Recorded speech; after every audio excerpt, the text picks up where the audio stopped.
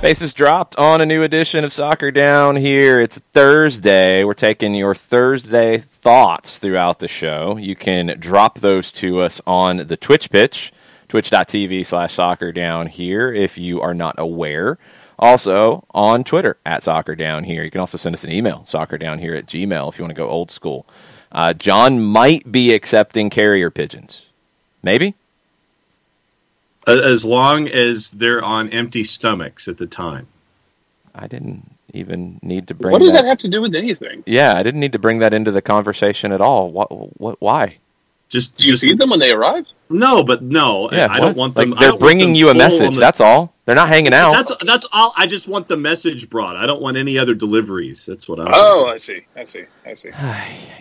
It's already going to be one of those days, and we've got a show later today, too. I can already see it. 6 He's o'clock. also looking for pen pals. Yeah, that too.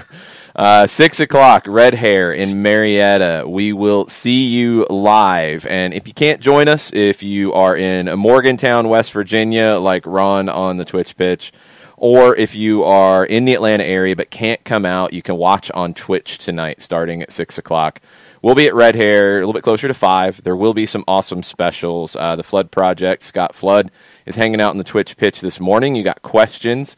He can answer them. I don't think he can answer questions about weather reports, sadly, because it's going to be cold. So bundle up if you're coming out to hang out with us.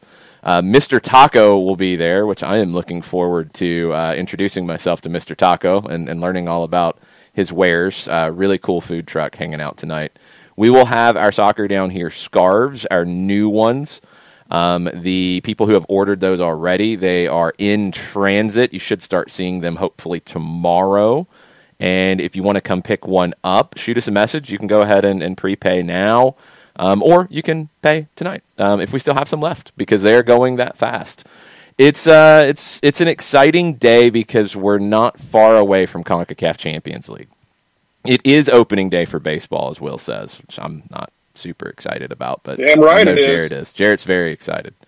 Jarrett, tell me the one thing that I need to watch for with the Atlanta Braves this season. One thing, very quick, because this is a soccer show. Okay.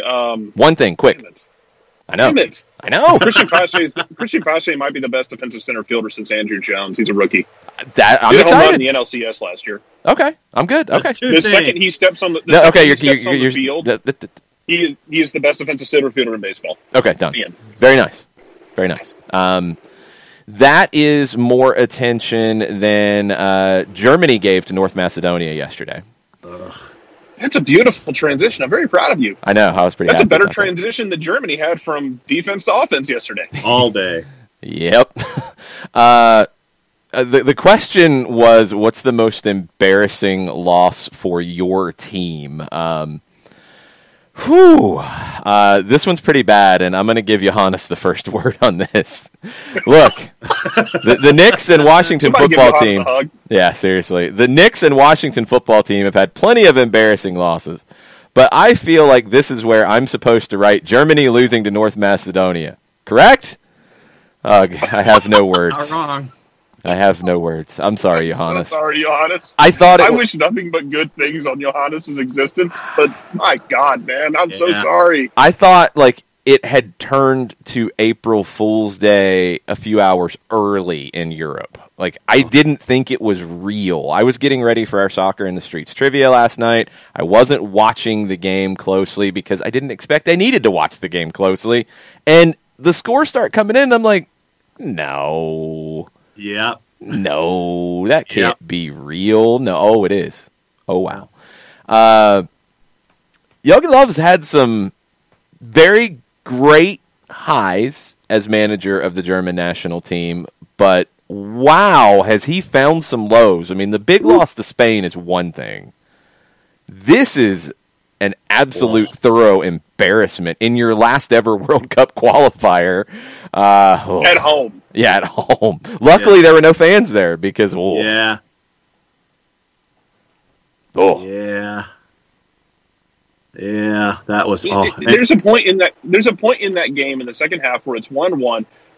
Sane gets fouled by the tucked in leg of a North Macedonian player. It's 1-1. They get a corner. It goes off of I think it was Emre Can's arm. Yes. And it goes off the attacker's head. It goes off Can's arm, and his arm's less than a foot away. It's a really hard call, but the ball is kind of headed toward the goal as it goes off his arm. So that was like, you could have gotten away with calling it a handball in the box for a penalty. And then like a minute later, Germany breaks. And are we supposed to mention Timo Werner's name? Yeah, I mean, I'm trying to think, like, how do I explain what Timo Werner did, where the ball is played across the box, he has a wide-open goal because the keeper went with the first man, and he pulled the Jonathan Lewis. Ooh. All he had to do was turn it in, and he didn't. And at that point, you're like, oh, man, this, like, when the handball doesn't go, and then that break starts, you're like, oh, man, here's the part where Germany, like, it hasn't been perfect, but they're going to escape. Oh, my God, they're not going to escape with this, are they? Ooh. Yeesh. Really bad stuff. They should be fine when it comes to qualifying. It is a manageable group. I don't think this is going to wreck Germany's qualification process here, but whoever will be taking the job over can't be very happy about this one because it does put them a little behind the eight ball. Going into the group right now, Armenia leads the group on 9, North Macedonia on 6, Germany on 6. This is where you get a sense of the level of competition here. Romania on 3, Iceland on 3, and Liechtenstein on 0. So they should be fine with that group. But yeah, it's 3 points lost, and it's a thorough embarrassment. At least they're not in the Dutch group. Then they would actually have problems. Yeah, there's a few groups that are tricky. That Dutch group is one of them. Turkey on 7, the Dutch on 6, Montenegro on 6, Norway on 6. Latvia got a point against Turkey, which was totally unexpected yesterday. That's Latvia's only point. That's not quite as shocking as North Macedonia, but fairly close. Our good friends from Gibraltar, not so much. They're on 0. They've given up 14 goals in 3 games. The Dutch put 7 past them. And it was kind of funny. And look, I know Frank de Boer's the punching bag for so many people. It's just like the low-hanging fruit for a lot of people out there. When early in that first half, the Dutch hadn't scored against Gibraltar, like 20, 30 minutes in, the jokes start. Well, then the goals started coming in, and everybody stopped talking, period. And then when he said something about Gibraltar being anti-football, then, of course, they start again. And it's like, come on, y'all. Can we get a new punching bag? Can it be Yogi Love? Yes. I mean, come on. Sorry, Johannes, but yes. It needs to be. He should have been gone before. So, I mean, that's not a sorry Johannes one. I think Johannes would have been happy with him leaving before. Yeah. But, yeah, it's just it's becoming a little silly with the situation because when you look at their numbers, and I've watched the Dutch a decent bit under Frank, they're creating chances. Like, the play is good until the final third, and they can't find a goal scorer to save their lives. They need somebody to start putting the ball in the back of the net. I think there's talk now that... What's Rob Van Persie doing these days? He might need new knees, but... There's talk that a goal scorer from the U21s who has played very well could get that call up because they're not finding goals at the moment.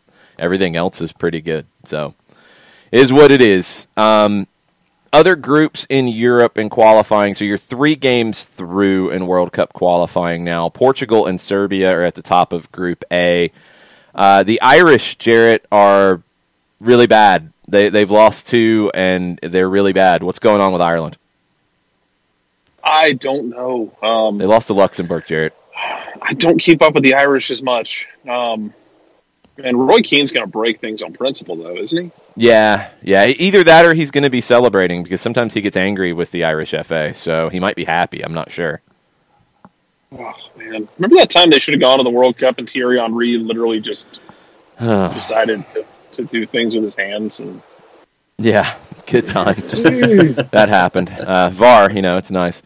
Group B, Spain on 7, Sweden on 6, Greece on 2, Georgia on 1, Kosovo on 0. Spain had to sweat it a little bit with Kosovo, but they won 3-1 yesterday. Greece and Georgia 1-1 draw. Spain and Sweden should be fine to go through there. The winner of the group automatically goes. The second place team goes into the playoff structure.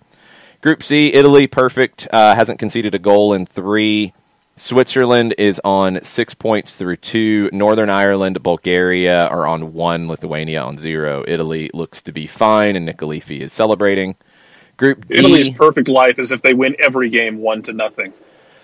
Yeah, but they're winning every game 2-0 right now, actually. So it's even better. That's a little extravagant, but yeah. Well, I mean, it was against Lithuania yesterday, so you got to give them that little extra bit of extravagance. Group D, the French are unbeaten through 3 games. They're on 7. The second place spot is kind of up for grabs. Ukraine is on 3. Finland is on 2. Bosnia and Herzegovina is a little disappointing on 1 through 2 games. Kazakhstan is also on 1. That playoff spot in Group D could be a wild watch.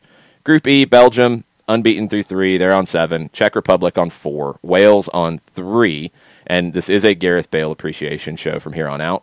Belarus and Estonia are at the bottom. Belarus has a win. Estonia has nada. Belgium beat Belarus yesterday 8-0.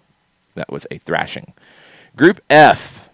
Here we go, Jarrett. Denmark, perfect through 3. They have scored 14 goals, and they have not conceded 1. The Danes are flying. Danish Dynamite is back. Scotland is in second on 5 points.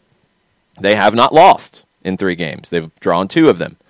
Israel is on 4. Austria on 4. Faroe Islands on 1. Moldova on 1. Is Scotland going to get into the playoff, Jarrett? I don't want to say yes or no right now. So a lot of what Scotland has right now is they got to play the Faroe Islands yesterday and dropped like 4 or 5 on the Faroe Islands. They got 4. It's not bad. It's not bad, but it's one of those of, man, y'all just played the Faroe Islands, didn't you? That goal difference and everything else looks real good because you just beat up on one of the minnows. I want to see how you do against the Danes. I want to see how you do against Israel the second time through. They're going to be in shouting. They're going to be in a position, I think, where they can control their own destiny with 2 or 3 games remaining. But then rack up as many goals as you can against Moldova and Faroe Islands because that goal difference might matter.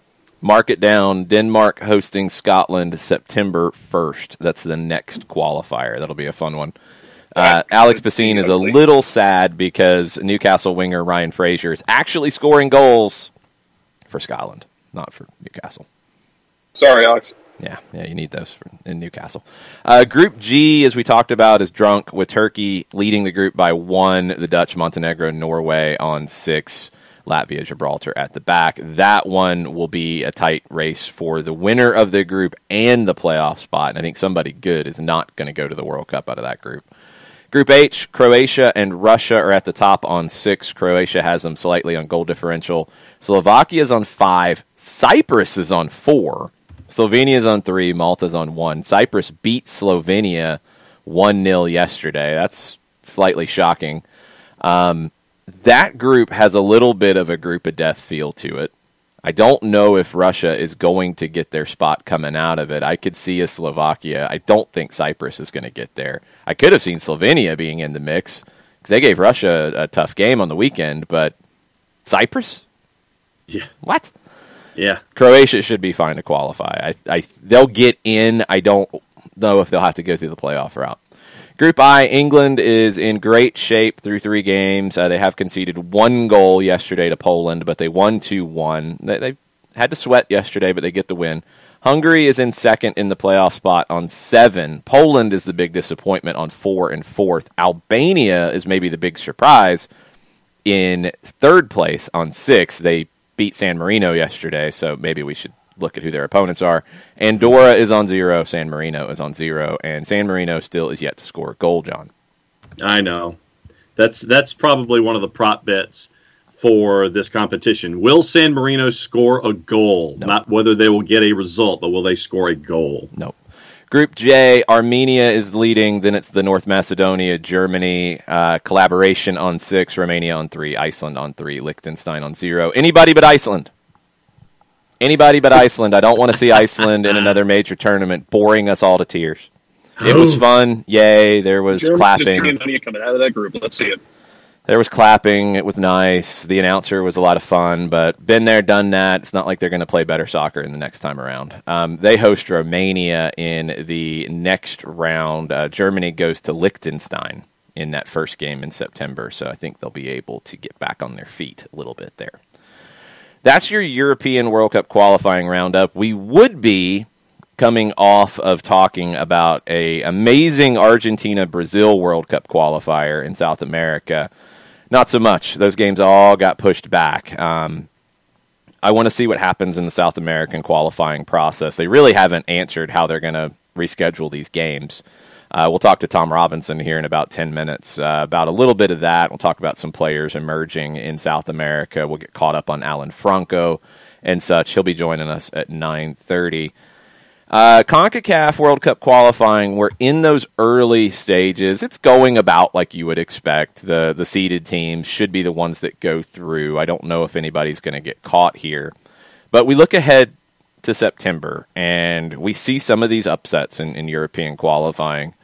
Jarrett, when you look ahead to September and you look ahead to the route that the U.S. is going to have to take in the Ocho, the 8-team group, you're going to play 14 games over a fairly short period of time to get to the World Cup at the end of 2022. Are you concerned, or let's put it this way, because I think if you're an American soccer fan, you're probably concerned by default because that's how we live. What is your major concern for the U.S. men's national team going into qualifying in the fall? A snowballing effect of if you get a bad result somewhere that they're not able to play goldfish memory style and it kind of lingers and it snowballs into another bad result, that sort of thing. To your point, yeah, we're always kind of have that kind of worst case scenario in the back of our heads because especially after the last World Cup qualifying attempt where you had it was there, win the game that you just don't actually know, not even that, just don't lose the game that you don't lose, and you did, and it's just you've been exposed to enough worst case scenarios that it always lives in the back of your head for better or worse, even when you try and push it away. For me, it's kind of this snowball effect of I just want to make sure that they have a short memory so that if you do get a bad result, like yeah, you might go to Honduras and lose. That happens to a lot of people. Again, I would like to see a lot of countries in the world go through CONCACAF qualifying because it's weird. It's mean and it should not exist in nature. It is kind of like the city of Phoenix. This is a monument to man's arrogance. CONCACAF is. For me, it is that whole snowball effect though. I want to make sure that hey, if something gets sideways, okay, don't let it snowball. You're afforded a little bit of wiggle room here because there are games you should win. And as much as we talk about the pessimism of U.S. soccer, look, they're better than a lot of teams you're going to be playing. You need to act like it. What about you, John? What's your major concern going into World Cup qualifying for the U.S.? Well, there's always seems to be that moment, and I guess once again it just comes from the past history. There's always that game that you sit there and you're thinking, yeah, you got this one, it's on the road, or yeah, you've got this one, team's coming to the U.S., and you stub your toe. And it's trying to avoid stubbing your toe in the game that you know you should have complete control over, know you should get the result in, just avoiding, in addition to Jarrett's point about snowball effect, stubbing your toe and then having it continue to snowball going forward. That the game that you really know that you've got, at least on paper, but they never play them on paper, that avoiding that and having it snowball. So I guess I would go a step before Jarrett in addition to what Jarrett's talking about. The way you start is comfortable to try to avoid the snowball effect. You get a couple of the preliminary round qualifiers to kick things off. You will go to the winner of Group A versus Group F. Group F right now, St. Kitts and Nevis halfway through because they're going to play 4 games. They've played 2. St. Kitts and Nevis has 2 wins. They're on 6 points. Trinidad and Tobago's, who most people expected to come through, they're on 4. Guyana's on 3. Those are the teams with a legitimate shot of winning Group F. Group A has been a little bit of a surprise because it is wide open. Antigua and Barbuda is on 4 points. El Salvador is also on 4 points. Grenada's on 3 points. And Montserrat, yeah, baby, right back here, they're on 2. They got 2 draws. They are unbeaten so far. U.S. Virgin Islands on 0. So Group A is kind of madness. You're going to play one of those 5 teams or so on the road to start World Cup qualifying. It is a 3-game window in September for the U.S. to kick this thing off. Then they will host the winner of Group B versus Group E. B should be Canada. They're on 6 points. Suriname is also on 6 points. They haven't played yet. Canada has 16 goals and has conceded 1. It should be Canada. Now, Canada will have to go through a playoff game against one of Nicaragua, Belize, or Haiti, most likely. It should be Canada. So game 2, a little tricky, but you get to host it against the Canadians, probably. And then you finish the September window in Honduras. So 2 games on the road. You know you're going to Honduras. You know you should have a tough home game with Canada, and you should have one of your road games that you're expected to go win to kick it off. If I told you you came out of these 3 games with 4 points, are you freaking out, Jarrett? Kind of. Okay. I mean, and a lot of that's going to depend on the rest of the teams and what they do. Mm-hmm. Does anybody else have games they drop? Because 4 points, depending on what happens, 4 points either looks okay or it looks really bad. So I have higher expectations for the U.S. national team, maybe than, I don't know, am I being unrealistic and saying I expect y'all to go through and finish first or second in this Ocho? Yeah, no, and I'm with you. Yeah, I expect better than that. 4 points through that. I mean, you should win the game to open it up. Yeah. On the road against like a St. Kitts and Nevis. You should win that game. Okay. Right. Then you get Canada at home. You should win that game, but that's a tough one. Mm-hmm. Going to Honduras, okay, you get a point there, fine. If you drop one of these, so for me, I think 7 is what you're looking for. But if you drop one in this, I'll take 6. Okay, that's fine. 7 is what I'd be looking for, but if you drop one and you end up with 4 coming out of it, I think, John, the scary thing that can happen to the fan base is to look at Mexico and what they're doing. Yeah. Mexico should be pacing the group. They should win the group. I'm not worried about them. You're looking at 2nd and 3rd, in my opinion. You want to qualify. I don't care. You know, I don't need style points. I want to see them in the World Cup, period. Yeah. I'm not judging it on, okay, well, you got all these points, that's great. Or you dropped a point here, but you qualified. I'm not happy. No, qualify. I don't care. Get in. If you come out of this on 4, are you freaking out? Yes. 4 because of my through 3 expectation games. of 6 or 7, yeah. Yeah, but that's 3 points out of a possible 14 times 3. 42. Yeah, that's my concern for the fan base, is that, you know, let's say you win the game on the road. Let's say you go to St. Kitts and Nevis and you win the first game. Okay, you come back. Canada makes it difficult for you. Alphonso Davies scores a golazo. It's 1-1 draw. That's home draw. That's not good, but it's not the end of the world. And you go to Honduras and you lose on a dodgy penalty 1-0. I'm not freaking out by principle at that. And I think it's a concern if we all are, because that's 3 points out of 42. It's not even the old hex where it's unforgiving. It's far more forgiving here. And I think you do have a little bit of a tricky draw to open it up in those 3. And just the fact that it's 3 games. You know, I mean, we saw it with Germany yesterday. You know, you're playing a 3rd game in a short period of time, and you're playing your 3rd game down in Honduras. You know, you get anything out of that, it's a bonus to me. Yeah. It's an absolute bonus. The Canada game is the one that feels like a little bit of a turning point, because if they win it in the U.S., then they get momentum. Right. That's the one that could be the slip up. But I'm not freaking out with 4. I'm going to be a little concerned. The eyebrow will get raised. Maybe a little bit of side eye, depending on how things play out. But yeah. I don't think it should be cause for a freak out.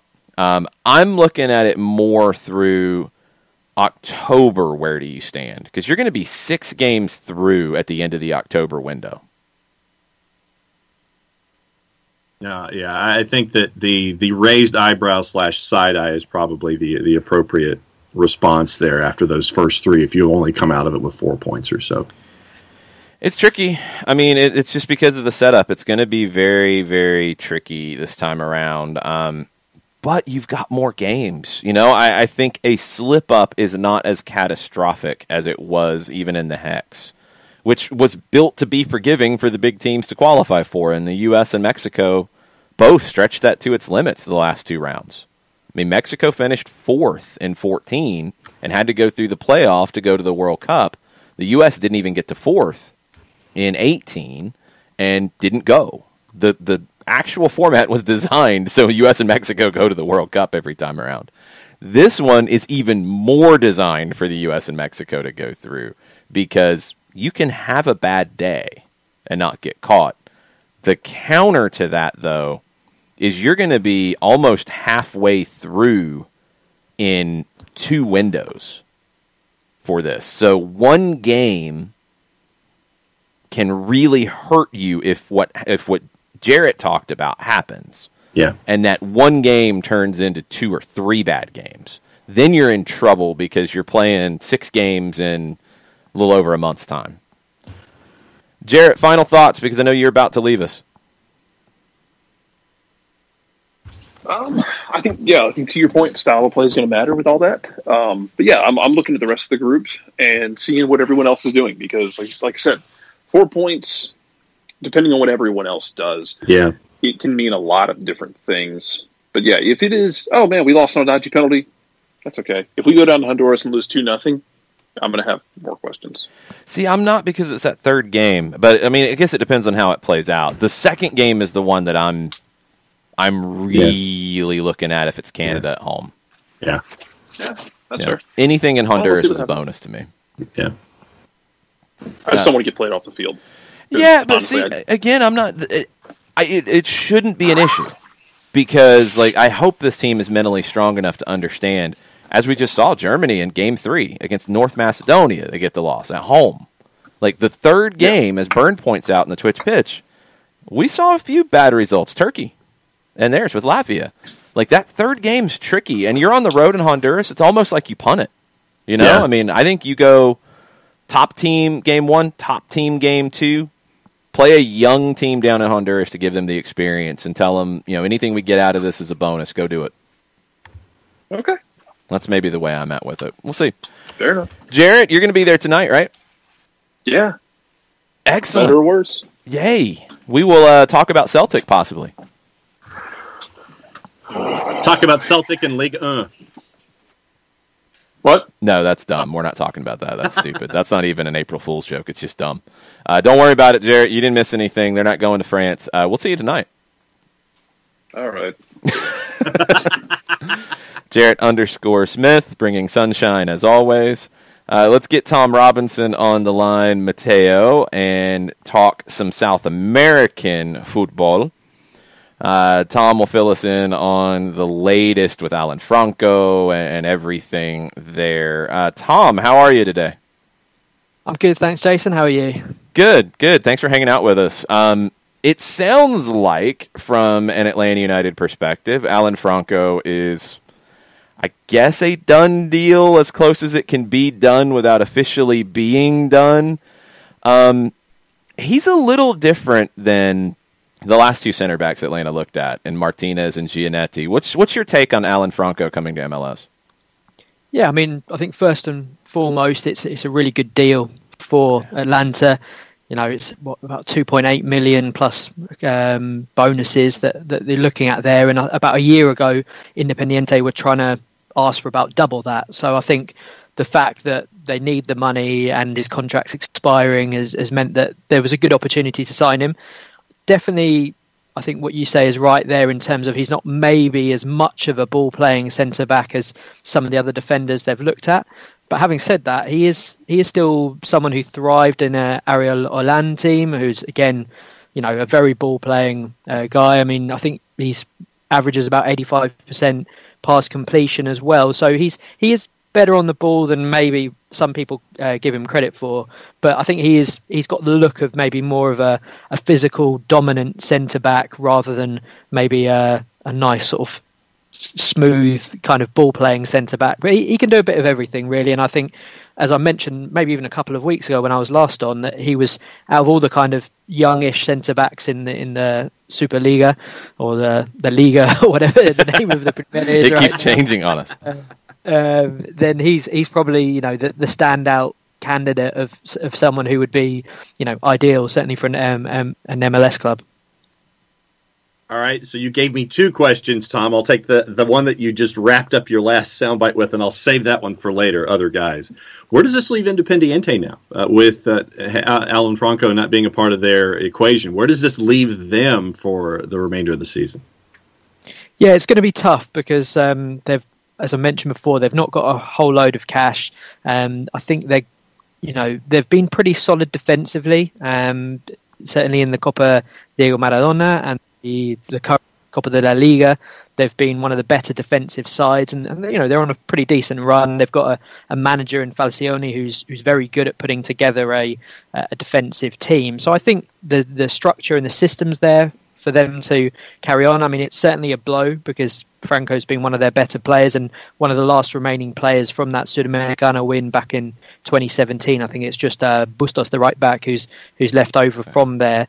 But I've been impressed with Barreto, who's one of the younger centre-backs in the squad, and Figal is decent at this level. But certainly it's going to leave them a little bit short in defence. Certainly if they get an injury or with a fixture pile up and everything, it's not going to be ideal for them. So just the latest in a long line of issues at Independiente that I think any of their fans are probably very weary of at the moment, but they're not exactly surprised. Yeah, it seems, and the way this whole deal played out on the Atlanta side with the initial rumors, it sounded like a deal was done. Then everybody popped up with Sao Paulo, Hernan Crespo, he's going to come get him.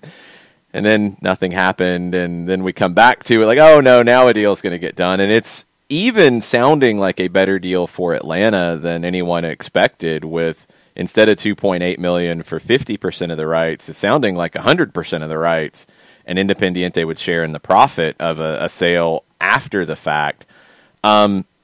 Is this just a situation with Independiente because of poor management? They really didn't have a choice. With a good offer on the table, they had to take it. Yeah, I think that's right. They've been sort of mismanaged off the field for quite a long time. There's all these hopes and dreams of them bringing Sergio Aguero back to Independiente. Falcioni said he's going to give him a call. Yeah, no, I think he's got to say that. Otherwise, he'd have all the Independiente Barra Brava knocking down his door. So, yeah, it's a case that they've been struggling for a long time. I mean, even if you think about the original Agüero sale to Atletico Madrid all those years ago, that pretty much paid for them to build most of their stadium, and they only got that finished fairly recently. So it's they're not in the best nick. They're lucky that they've got a lot of good young players coming through, and right now they are actually looking pretty decent on the pitch. They've been solid. They looked good over the weekend. Yeah, no, their front three's working really well, and it's sort of almost, you've got Alan Velasco coming off the bench as well, and certainly Romero, the central midfielder there, is someone who came through Vélez originally and had a spell abroad. He's been in phenomenal form as well. So everything's looking pretty good on the pitch, but you're never too far away from a bit of a crisis there. And yeah, it's been a long time since they've managed to put something decent together. Obviously, when they had Hollande and their old president as well, really kind of tried to take on the Barra Brava and tried to sort of clean up the club a bit, but was met with a lot of issues there. And yeah, it's sort of not been great since he left. And I think now, especially with this Agüero news, they've really got an opportunity to say, right, we've got a chance to get Agüero maybe in a couple of years' time. We really need to start planning for that. I think it gives them something to look forward to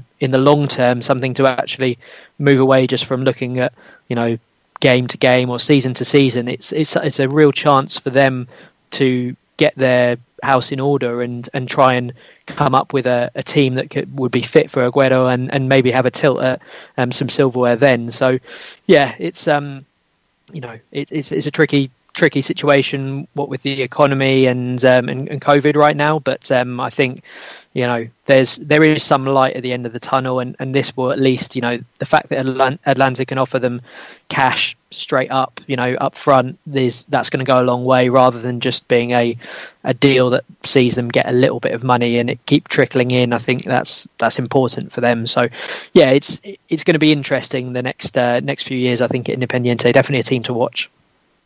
And I mean, right now in group, there's a fight pretty much from 1 through 7, where you've got Independiente, Lanús, Defensa, Union, Boca, and Gimnasia. They're all in that group right there, where 1 or 2 good games can either rocket you up closer to being toward Velez, or you can really cement yourself for being middle of the group for the remainder of the run. Yeah, exactly. It's really tight there in the zone 2, and that's the key thing. I think no one has been that consistent. We're seeing that the few teams in both groups that have been consistent are the ones that are starting to have a little bit of daylight between them and the chasing pack. But yeah, all it would take, even someone as far down as Huracan or Sarmiento to put a nice little run together in the last few games, and they could sneak into that top spot. But I think on one hand, it maybe points to the fact there's no real dominant teams in the league now. Obviously, you've got the big clubs who are always going to be up there fighting for the title, and a few sort of well-run, slightly smaller neighbourhood clubs like Vélez, Lanús, and Defensa, for example. But I think it shows that there is at least a lot of a very sort of competitive league. There's a lot of there's not too much difference between the top teams and most of the rest of the group, with just a few exceptions down the bottom who are clearly a long way off the rest of them. Our resident Lanús fan, Coco, in the Twitch pitch is asking about Gimnasia, because they've got Lanús this weekend. What have you thought of Gimnasia since the kind of crazy last 6 months or so they've had, where with the return to play, Diego Maradona passes away. You have to manage that whole situation. Some of it, I think his staff left, new staff came in, and they've really maintained a pretty decent competitive level. They've only lost once in this current tournament. They have 4 draws, but they've been a solid side. Yeah, they're now a side that you always think are capable of getting a result absolutely anywhere. I think the whole Maradona thing was really interesting, because not only did it kind of create a sideshow on the, around all of their games, whenever they went away, they always seemed to get a result, because they seemed like the home side was just more distracted by, getting a throne for Maradona or what have you, and I think sort of behind the scenes you had Mendes as one of the coaches there, who was doing a lot of the heavy lifting, and he's got Godoy Cruz playing pretty well apart from the big loss they had against River the other week. But Gimnasia they were managed to sort of to put together a pretty decent squad. They've got some really exciting young players there. Carbonero is a really young, exciting Colombian winger. I think he's only about 21, and he's always capable of creating something. Brian Aleman is a Uruguayan who's been around Argentina for a long time and is very creative and good at this level.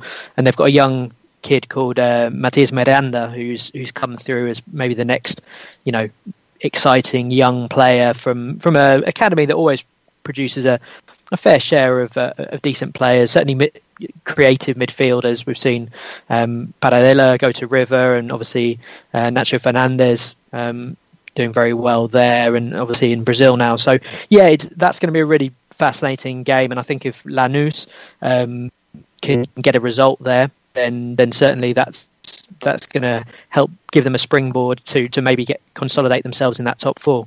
But definitely could be a tight game. Probably would expect a draw from that, to be honest, with the way that both clubs are going. Yeah. We've talked about the move of Alan Franco to Atlanta United from Independiente, giving a cash infusion for a cash-strapped club. Over the last 12 months, since the world has been dealing with COVID-19, for those who are just dipping their toe into this league for the first time, how difficult has it been for a cash-strapped league to function over the last 12 months like you've been seeing there in Argentina?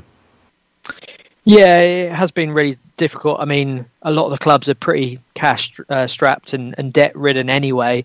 I think the one thing that they've got going for them is just there's always a really steady flow of young players coming through. So I think you're seeing the clubs with some of the better academies, or the ones that put faith in their academies, are really reaping the rewards there. Banfield, I think there was a study done a couple of years ago, and they were right up there in terms of, I think, the best club in South America, or even maybe all of the Americas, at putting faith in their youngsters and using academy products. It's no surprise to see Vélez right up there, another one of them, the best academies in Argentina. And then, even clubs like Union as well, sort of really putting faith in the youngsters and doing well. So I think it's hampered the big clubs more than it's hampered maybe the smaller clubs who are kind of used to high player turnover and not operating on a bit of a shoestring. And I think they're the ones who are sort of maybe benefiting from it a bit more, and certainly you're seeing a lot of clubs needing to sell probably below the market value. So it's a tough time, and you're seeing those effects sort of all around the world, but it is creating some interesting dynamics, especially between MLS and Argentina, for example.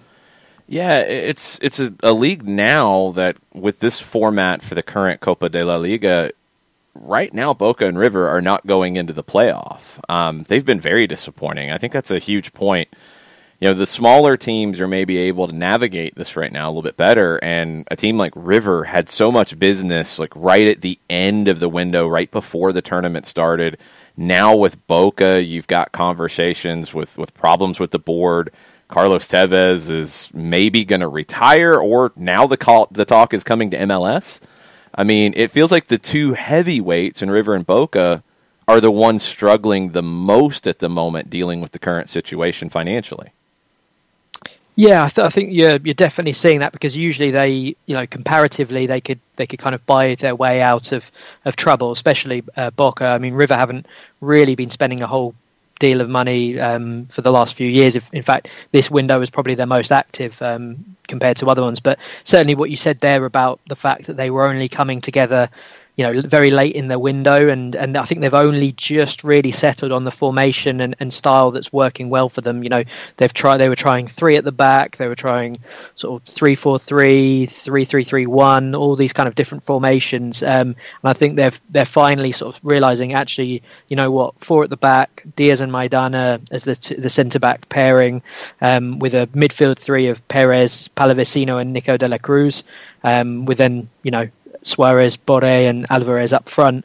It feels like they've sort of, whether that's by design or circumstance, they've kind of fallen onto that formation. And they didn't have a great performance against Racing the other night, but I think they're certainly creating options and not conceding too many goals either. So I think the other thing to look at this kind of tournament as well is, it's not a priority for the big clubs. Like, obviously, you've got to win everything as Boca and River, and if you go 2 games without a victory, then it's a crisis, and everyone's losing their head. But realistically, it's the cup before the league. It's a bit of a filler tournament, and at the end of the day, if you sort of try out things now and experiment, and it all comes good for the Libertadores, no one's going to be worrying about the Copa de la Liga that you missed out on. Yeah, absolutely. One thing on River, because Atlanta United fans have been looking at that back line with Martinez going there instead of coming to Atlanta. That deal had been reportedly done, and then Marcelo Gallardo makes the call. Martinez goes to River instead. and he's not playing. And with going to a line of 4, he's the third guy right now, and maybe when they're fully healthy, he's the fourth guy. Do you think he made a mistake? Yeah, I mean, at the moment, it's looking that way, isn't it? Because, as you said, he's kind of perfect if you're playing with a back 3, and I think that was maybe Gallardo's intention. But obviously, injuries to Pinola, injuries to Montiel, Angileri have meant that maybe that back 3 isn't workable. Maybe we'll see it come back. Who knows? But right now, it's feeling like, yeah, he's the odd one out. And I mean, it's good for River in terms of you've got a quality guy on the bench there who can come in and do a job in a number of positions and is an intelligent player. But certainly from Martinez's point of view, he might be kicking himself a little bit there that he made the wrong call when he would have been, you would imagine at least anyway, getting guaranteed first team football. Yeah. So that's a really interesting one, and who knows, maybe it is going to be an option further down the line. I mean, we've seen it's really interesting the relationship between River and Defensa y Justicia. They've loaned so many players to them, or even sold them and then bought them back. Alexander Barbosa was a really good example, and he looked like he was going to be a really exciting young centre back, and he went back to River, didn't really do it, didn't really fit in, and then they sort of shipped him on again. So there is a cautionary tale for Martinez. Obviously, like any professional, you're going to back yourself to be able to establish yourself. But it's one of these things that there's not been a whole. The loans have been good to Defensa, but then it hasn't necessarily manifested itself into a permanent position in the River first team. So yeah, I think there's still hope for Atlanta fans if maybe the situation carries on as it is at the moment. All right, time to play general manager here a little bit. You mentioned it earlier in our conversation about young talent that could see their way to MLS over the next little while. Who else do you think, as you have your eye on this country and this league, who else do you think could be making that kind of a maneuver in the next little while? Yeah, I mean, there's tons of options, really. I mean, I think in terms of young players that are sort of breaking through that maybe we haven't discussed before, because I mean I could trot out the same names like Velasco and Ayala and people like that, but to give you some new names at least anyway, Luca Orellano from Vélez is a really exciting winger, very, very tricky, plays on the right but likes to cut in onto his left. He scored a really nice goal yesterday against Banfield, which is worth checking out. But he's kind of maybe flown under the radar a little bit because obviously Thiago Almada is the big name at Vélez, but he's actually come along and has been really productive and is an exciting player, loves to dribble the ball, ones that fans are always going to enjoy watching as well. So he's a player that I think's really interesting and could be the type of young player that MLS clubs would have a good shot of bringing in. So he's certainly one. I mean, a couple of those guys at Gimnasia, Miranda and Carbonero could be good options as well for the MLS, and also I would say Valoyes at Talleres, really, really good Colombian guy who I've mentioned before. Again, wide forwards, really exciting. I think he would be perfect for MLS. And then other than that, I would say actually maybe Uruguay is quite a good league to have a look at, because I mean we've just finished the Clausura there, and there's been quite a lot of interesting moves and happenings in that league with Liverpool, not the English ones, obviously, the Montevideo based Liverpool side winning the Clausura.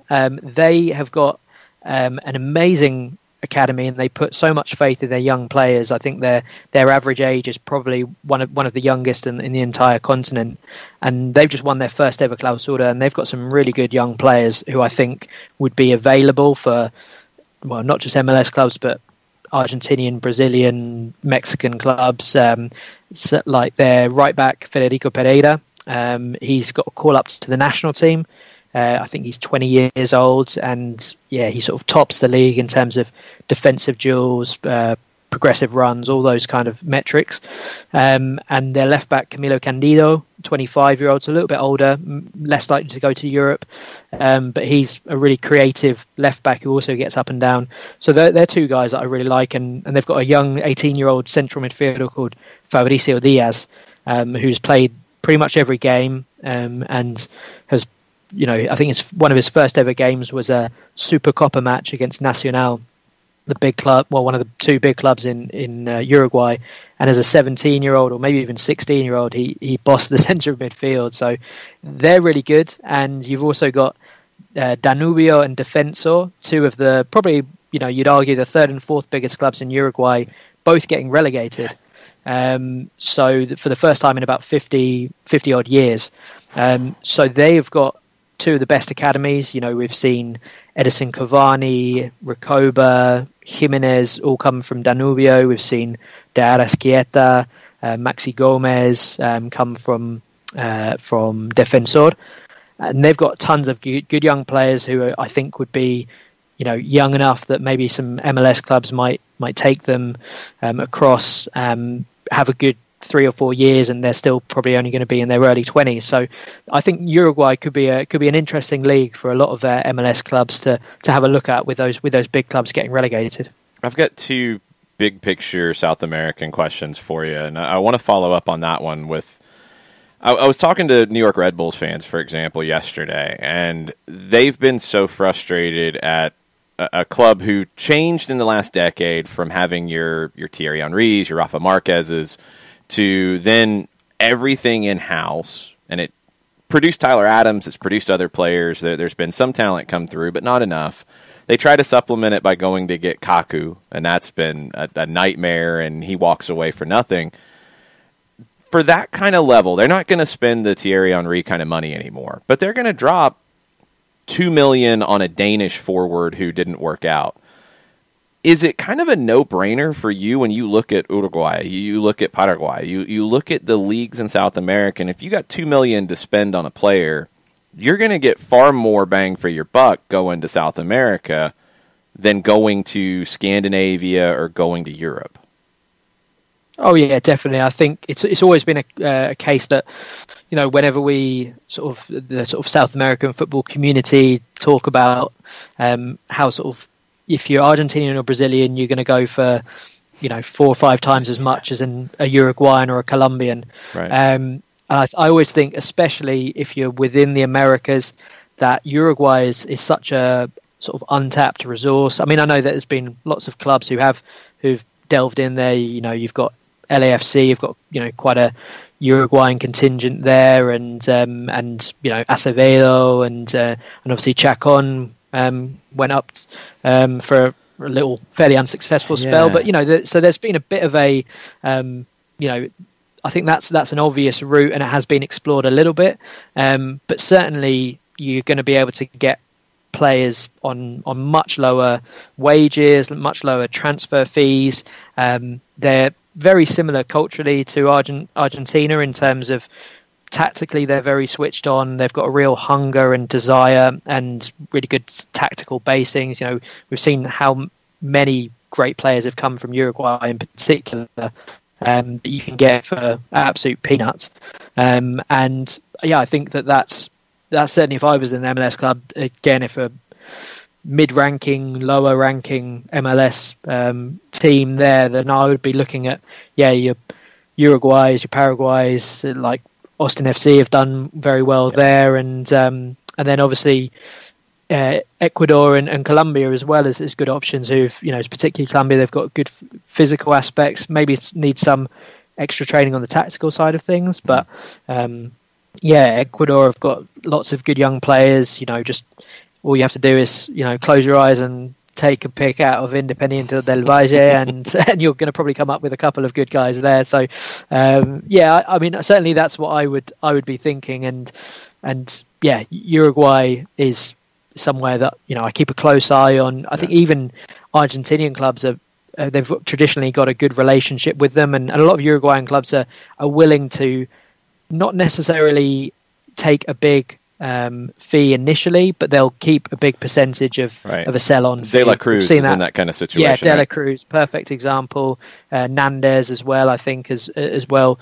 Yeah. So, you could say get the best out of them. Okay, maybe you're not going to make, 10, 20 million on them, but you get certainly a good sort of 3 or 4 times your original investment on them, and without having to shell out much of an additional cost. So, yeah, I think that's a good way to go. And certainly, I'd expect to see MLS clubs sort of dipping into that market a bit more.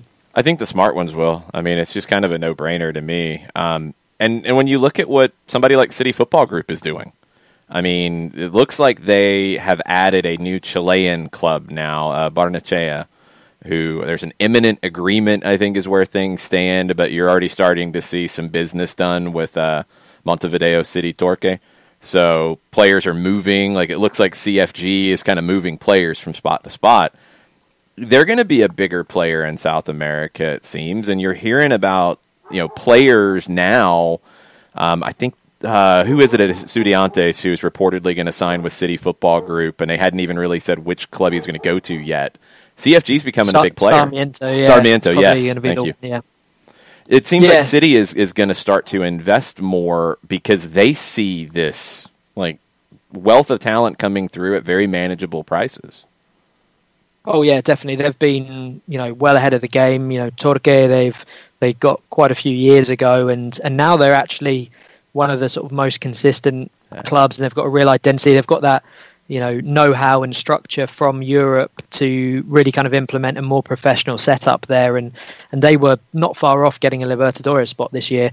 Some good young players there at the moment who you definitely see them, even if they're not ever going to necessarily be someone who's going to turn out for Man City. They could certainly go up to New York, they could go to Girona, they could go anywhere around the world, and it means that if you do get one of those generational talents, then you can get him across, get him on your books, and then it's just going to facilitate the move further on. I mean, I'm sure there'll be an Argentinian version of the City Group in waiting on that in the near distant future, and yeah, it's definitely the way they're going. I mean, certainly from the sort of romantic side of the game, you kind of you question the maybe the ethics behind it, and what is if it's good for the game, but at the same time, it is just an inevitability of modern football, and certainly, especially with Brexit coming in the UK here as well, I think, again, not that Man City are really going to have too many problems getting elite level players,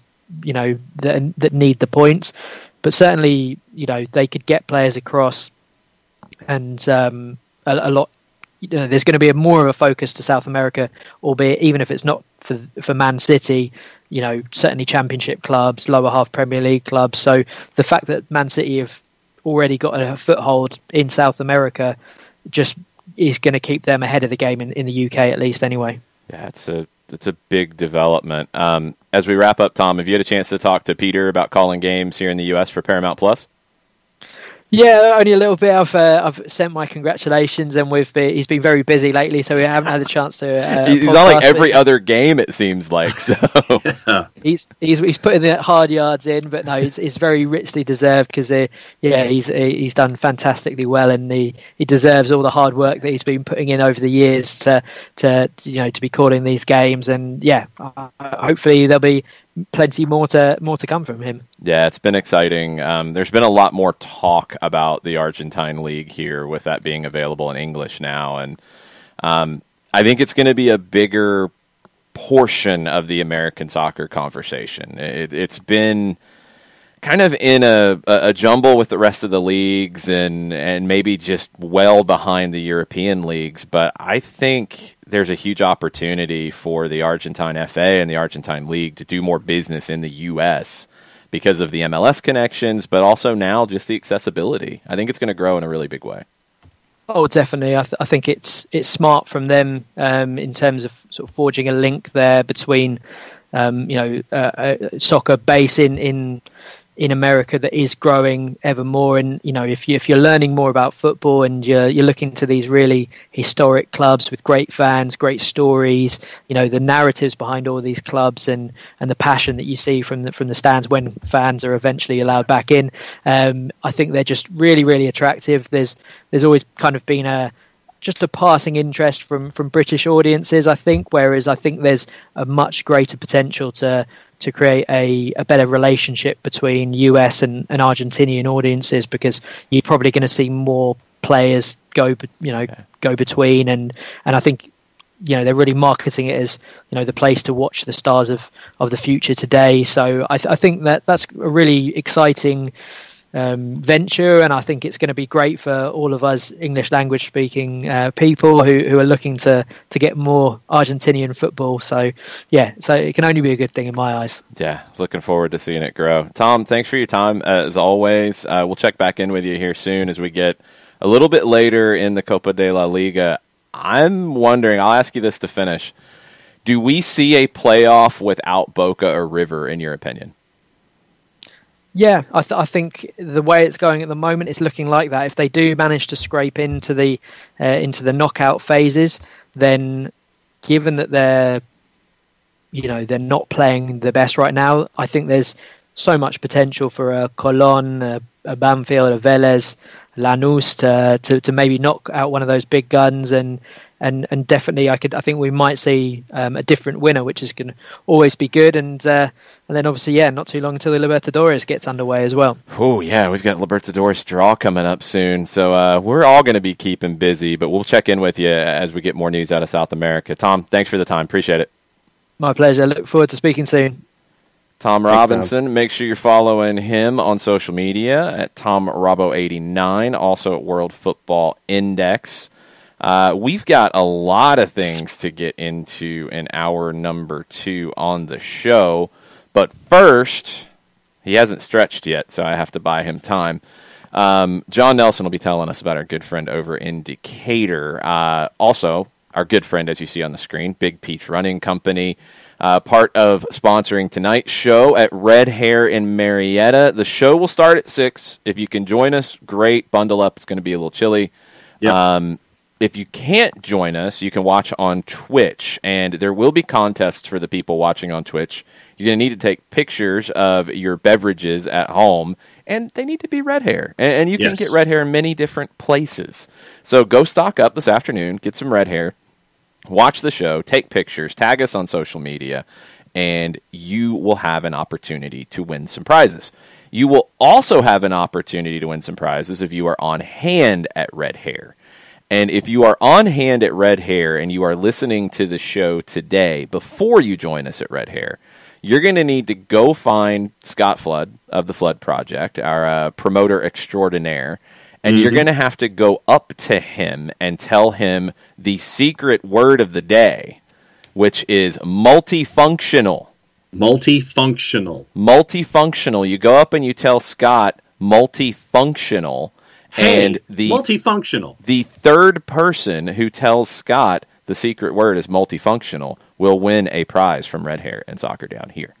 Nice. So, now that we have all of that out of the way, and John is fully stretched, and he is ready to go, and he's going to deliver a super strong performance for Steve Apolinski right now. Apolinski & Associates, LLC, proud supporters of everything soccer down here in the SDH network. For wrongful death and serious injury matters, one place you need to go, and that is Apolinski & Associates, LLC. 3 different ways that you can make contact with the firm. You can pick up the phone, 404-377-9191, and you can get a free consultation that way. You can shoot Steve an email directly, STEVE Steve at aa-legal.com, or you can go on the World Wide Web, large device or small, type in aa-legal.com in the address bar, hit enter, hit return, hit the arrow key, whatever advances you to the homepage for Apolinski & Associates, LLC, and a boatload, a bevy, an incredible amount of information is available for you on the homepage. Click on a bunch of different tabs. You can get a lot of information about the firm, all the cases that they can help you with, and all the accolades that they have received, in addition to being recognized as Legal Elite by Georgia Trend Magazine for being one of the top 100 firms in this here state of Georgia. Over 30 years of experience, over $40 million in judgments for their clients in Georgia and Alabama. Therefore, 2 time zones are represented. For wrongful death and serious injury matters, there's only one place you need to go. Zapolinski and Associates, LLC, and the website is aa-legal.com. All right, pretty good pacing. That was a little longer than the Micro Machines read, but not the super extended cut that we've heard a few times. Scores will be coming, and we will get into that. We've also got some on this day and a lot of things to get into. I guess we have a soap opera controversy in the American soccer circles that we'll have to touch on because, of course, we do. Let's not talk about players and things that are important. Let's talk about social media feuds. Yeah. We have an FA Cup update as well. Ooh, I knew that was coming. I'm excited. Yay. I know we've got the English snobbery coming, right? FA Cup semi between Leicester and Southampton has been chosen as one of the government's pilot events for the return of fans. 4,000 spectators allowed at Wembley, but only Brent residents are eligible. Chelsea and Manchester City will be played behind closed doors. Okay. Interesting. All right. Before we get into the scores, it is also an on this day, a very special on this day. It was 34 years ago, or sorry, it was 20 years ago, and this play happened. Roberto Baggio, legend, showed one of the all-time greatest first touches in the history of the game. I don't want to oversell it, but it's that good. Yeah. This happened 20 years ago today, and Roberto Baggio with this masterclass of a first touch right there if you're watching on Twitch to settle and turn over the shoulder. Exquisite is the word that comes to mind. The divine ponytail, Roberto Baggio. He just an unbelievable talent. And I hate that the memory that most people have in this country of Roberto Baggio is a missed penalty in a World Cup final. He was one of the all-time greats. And I think they show this one more time, and I'm going to let it roll one more time because it's that good. This is when he was 34 as well. To chip in, that first touch, you see the goalkeeper probably lose his mind because he's like, oh no, I got this. Whoop. And he's done. He's done. Yeah, no. It's incredible. It's absolutely incredible against Juventus for Brescia at 34 years old, Roberto Baggio. One of the all-time greats. That was 20 years ago today. All right, scores on John's read. Let's see how we go. They look pretty good. They look really good, actually. I think you found the right balance. Boatload, topical, +1. STEVE got it, but too early for Bevies, 9 out of X.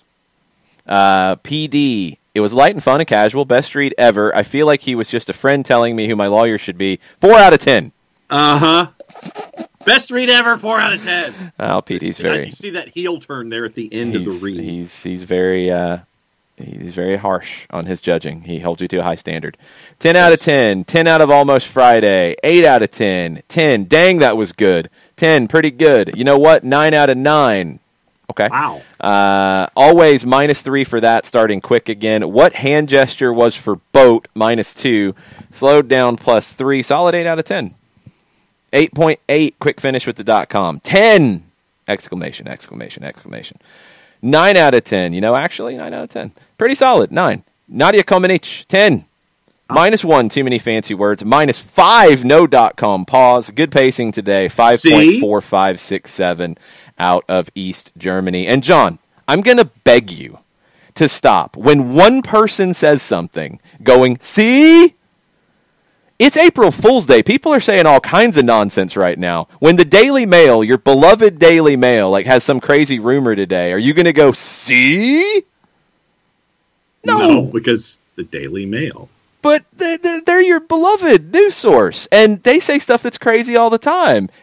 When Sean Vergara says something about the .com pause, but 57 million other people, I'm exaggerating, have said they want the .com pause, or they like the .com pause, or they don't like the .com pause. One person's opinion is one person's opinion. You twist yourself into pretzels sometimes. See, Coco's right on, especially today. Mm-hmm. Holland to Swansea. Me. See? Yes, exactly. No, it ain't happening.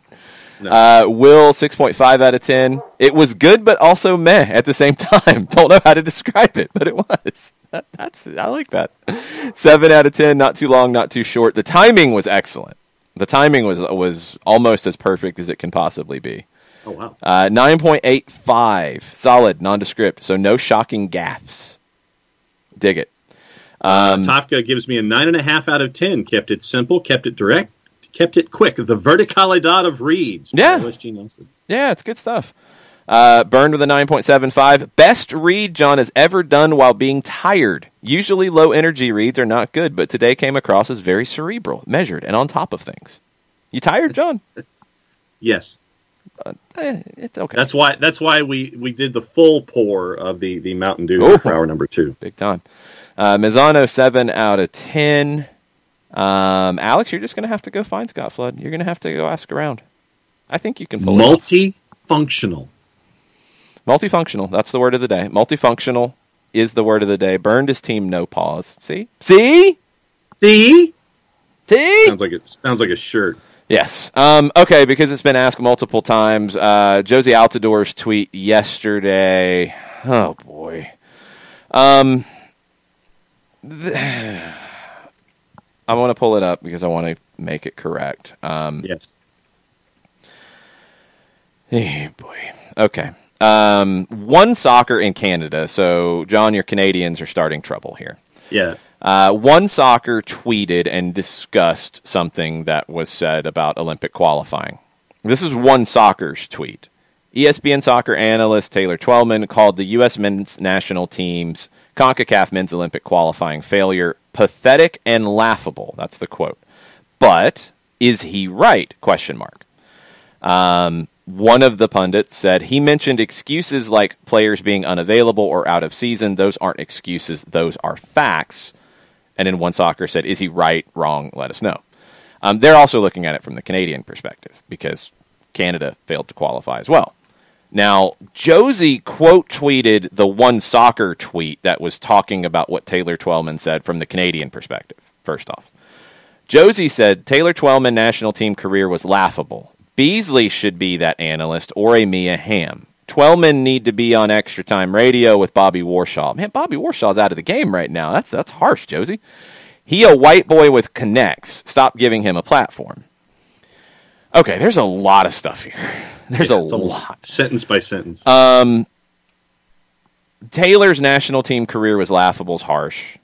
He was a national team player, and he played a fair bit for the national team. He was not a national team regular starter. That's really harsh, I think, personally. I understand the competition aspect of it, but Twellman was a great MLS forward who was right behind the national team level as the number 9. Right behind it. His career's fine. That is unfair to me. Beasley should be that analyst or a Mia Hamm. Beasley has done less TV than Taylor Twellman, and Mia Hamm hasn't really done any TV in that situation. I don't know if they want that job, first off. That's a big part of this, right? Beasley has done pundit work from the studio for CBS. Beasley's also starting a team. Mia Hamm's, involved in ownership of a team. Yeah. They might not want that job. That job's not for everybody. Being a pundit is not easy, and Taylor's job is difficult. Do I disagree with things Taylor Twellman says? Yeah, because I love the game and I have opinions. That's kind of the idea, right? Yeah. When you're in that role, you can't always be agreed with. You have to push it, and I think he is also instructed to push it because you saw the reaction after his rant that a lot of people loved after the U.S. didn't qualify in 2017. That thing got played everywhere. SportsCenter was all over it. There's an article talking about how that day went for him and how he gave the rant, and then ESPN was like wanting him everywhere to talk about it. So it's a tricky situation with that element of it. I don't know if DeMarcus Beasley is somebody who would want to call games like Twellman does. That's another element of Twellman's job. He gave his opinion on the Olympic qualifying failure. He called it pathetic and laughable. A lot of people have called it pathetic and laughable. I don't think that's way out of bounds. The Twellman on Extra Time Radio thing, I mean, you're trashing Extra Time Radio. Again, they're trying to provoke conversation. They're trying to provoke debate. Yes, I disagree with things that the crew says, and I agree with things that they say. The white boy with connects thing, I know some people have jumped on that as a bunch of different things. Josie would have to expand on that. I'm not going to put words in Josie's mouth. There are good people who work in punditry and color analysts and play-by-play and hosts of soccer talk and soccer matches of all persuasions. There need to be more women involved. There need to be more people of color, men and women, involved. The best people need to be calling the games, but there need to be more opportunities. 100%. 100%. And they're also, and look, I'm a little biased on this side of it, Taylor Twellman has made a career for himself in this. DeMarcus Beasley could be good. He might not want to do it. He might, I don't know. Mia Hamm, same thing. There are people who were not former players who can do the job as well. And I think do it well. It's a tricky situation because Twellman is employed to generate engagement and generate debate. Remember, ESPN embraced debate, right? That's been the thing.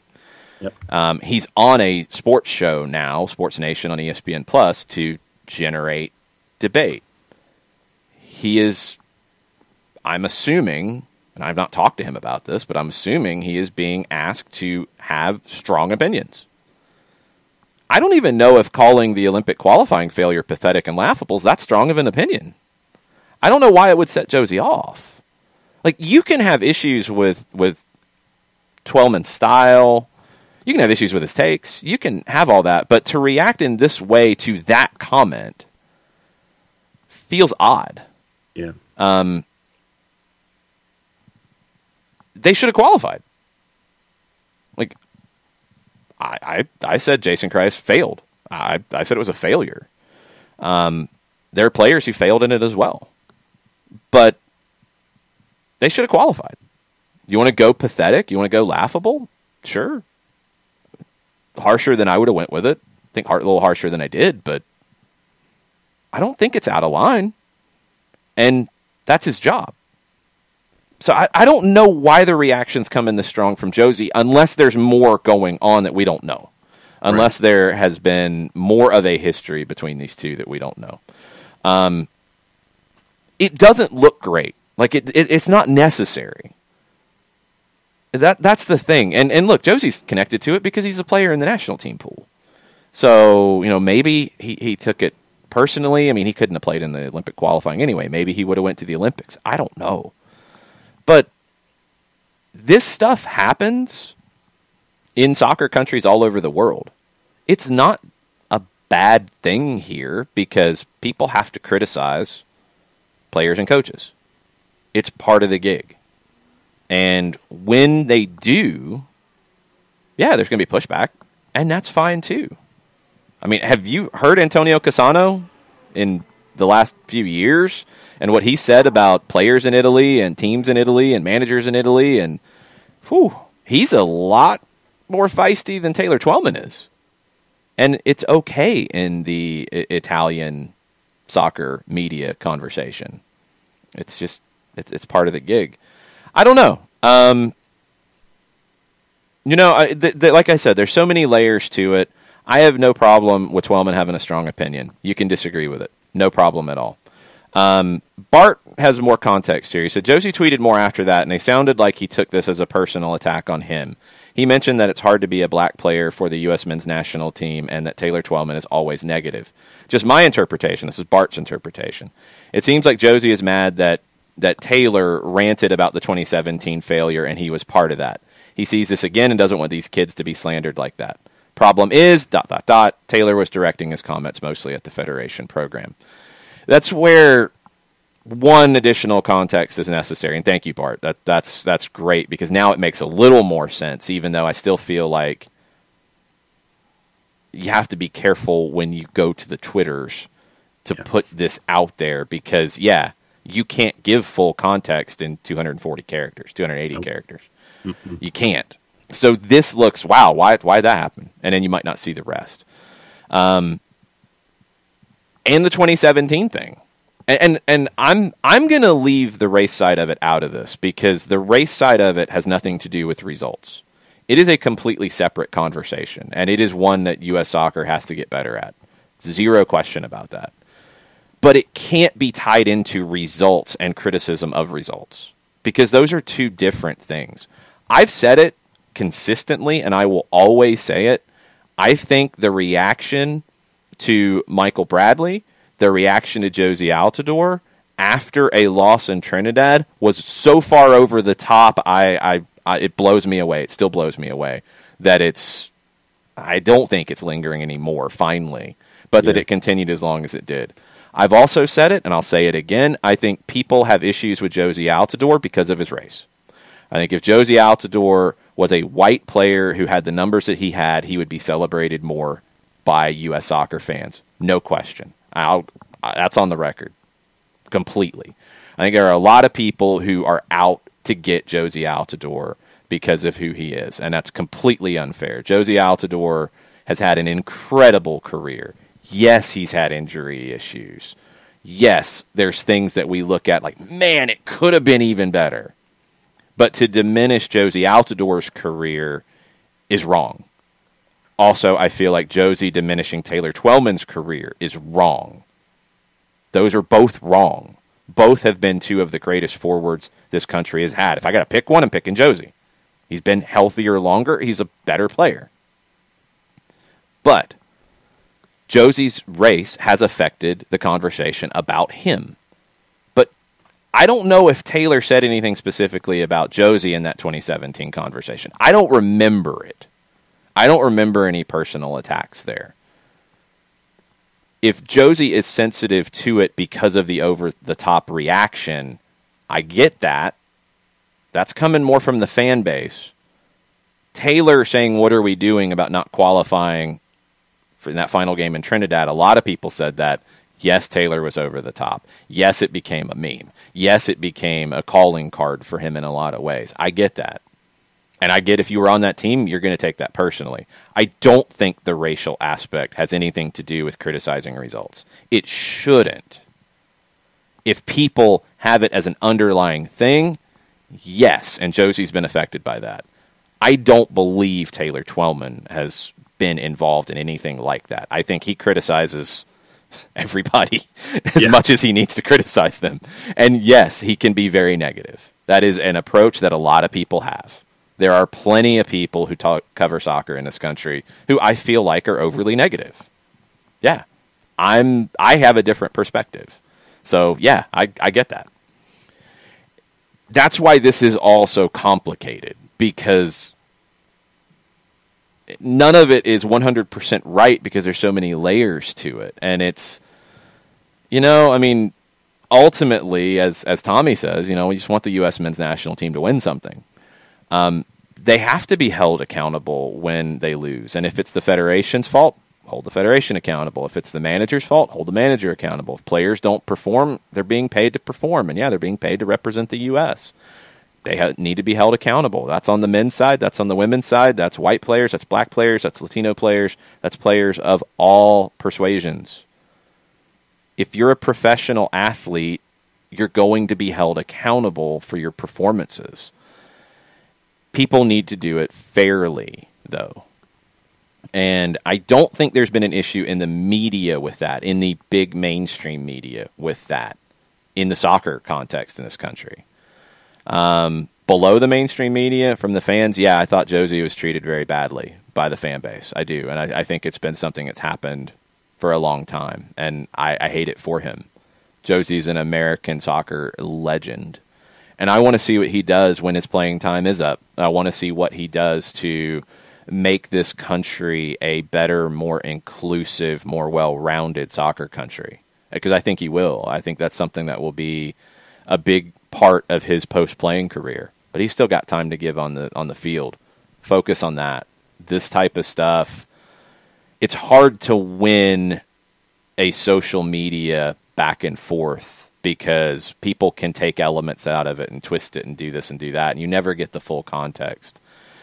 Josie has a big year in front of him on the field, and I want to see him have a good year because I don't want to see him finish as a banged-up number 9 that people say was paid too much money in Toronto. I want to see him have a great finish to his career. I hope he's got a few more years left in him, and I hope he can find his way back into the national team if the performances merit it. He should. Yep.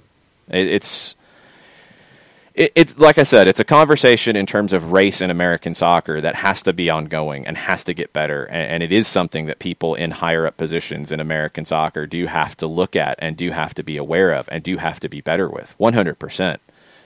But also, when performances are not good enough, people do get criticized. And that doesn't mean it has anything to do with race. Those are two separate things. And I hope they can be kept separate. And I hope we can have these conversations in real ways and not have it become social media feuds every time. Nobody wins those. It doesn't look good. And I hope Josie can... I hope people are fair and look at the whole thing here. I mean, there's no need to pile on Josie. If you disagree with Twellman, you disagree with Twellman. He's used to it. Disagree with him. That's part of probably what he's looking for in a lot of ways. I mean, that's what ESPN looks for. Like, you put people on the air that fans are going to disagree with but want to argue with. That's the basics of debate and talk radio and talk sports and talk TV. I mean, it's not always have somebody on there that you agree with everything they say. Viewers get bored with that. They want to be able to sit in their living room or sit in their car as they're listening to somebody, and they're like, man, yeah, I agree with that. But that is stupid. Why are you so dumb? Rah! That's part of it. And Taylor provokes reaction. And he does a great job with it. That's why he gets the opportunities that he does. I think he's earned a platform. He has to continue to maintain that platform. And that's part of the gig, too. Like, you can't be a hot take artist and maintain a platform. So you've got to find balance. And I think Taylor does that. I disagree with him a lot of times. Yeah, that's fine. That's fine. I don't know. Again, lots of layers to it. And I hope that we look at all the layers rather than snap judgments on it. Yeah, exactly. And that's the key in all of it, is to not just make a snap judgment, look at all of the layers across the board for something like this. Don't just sit there and think that one aspect is the only overarching element in all of it. Look at all of the layers attached and see the impact that it has in all of those layers, not just the one that is the first one that pops to your head. Yeah, comment from the Twitch pitch about fair breakdown, and cool. Athletes are up to scrutiny, so are commentators, writers, and analysis people. Yeah, absolutely.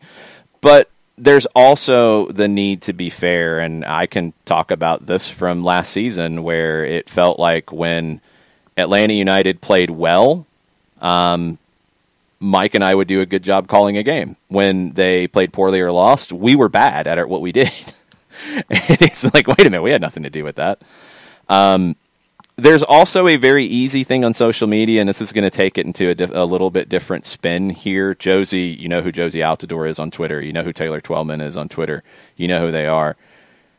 There's also a growing growing occurrence of anonymous accounts who don't want to put a name to cheap shots. And that's a whole different conversation, isn't it?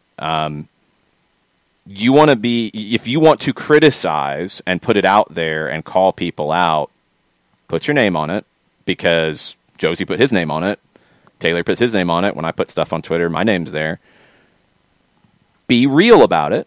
Be fair about it, because if you're going to call people out for them doing something wrong in your mind, you are kind of wanting to be held to that same standard, right? Yep. So be fair, be authentic. Don't trash people and block them so they don't see it, for example. Don't trash people and lie about it and block them so they don't see it. Those are elements to this. I've said this a lot about what I do and how seriously I take it. I have a responsibility to people who listen to the show, who listen to games, who consume the content. I have a responsibility to not be incorrect with information, and that's why I'm a stickler about it. And if there's a little piece of something that's wrong, I try to correct it. And I know it drives John and Jarrett and Nick and everybody crazy, but I do that because I feel a great responsibility to you guys who take your time to listen. I give opinions. I don't mind if you disagree. And I think last year especially, we had a lot of debate and back and forth on the Twitch pitch after games, and I would tell you how I saw it, and people didn't always see it that way, and that's completely fine. I'm going to get opinions wrong as well. And I think one recent thing that I saw, and again, this was, I felt unfair, but take it for what you will. I was called disingenuous for saying that I thought Atlanta United would do well after Joseph Martinez's injury. No, I was wrong. That's not disingenuous. That's being wrong with an opinion. Yeah. And I think consistently through the season, I thought they could solve the problem. It ultimately was a major factor in Frank de Boer's failure at the MLS's back tournament. He didn't have a plan to solve the problem, and I criticize that because he had the time leading up to the tournament to figure out how he was going to play up top. Manuel Castro got that opportunity, put himself in good spots, didn't finish in Game 1 of the tournament, and in Game 2 you went to a different plan. That scared me because you didn't have confidence in your plan. That was a problem. And I thought they could handle it better. They didn't. I was wrong. I also didn't have control over whether they handled it better. That's not disingenuous. And I think we need to be really careful. And again, this is where if you want people to listen to your opinions, whether you're anonymous or not, if you want to have clout, if you want to be, you want to get clout, you want to have stature, you want to have that, you want to have cachet, every word you can think of, we can go to the dictionary and the thesaurus. If you want that, if you want people to pay attention to your opinions, then you have a responsibility to the people who pay attention to your opinions. Mm-hmm. To be fair and also to be as close to correct as you can be. Calling someone disingenuous for being wrong about an opinion is so far from the truth, because then you're taking something and saying that, no, he wasn't wrong, he was intentionally misleading his audience. Yeah. And that's one of the number one things that I will never do.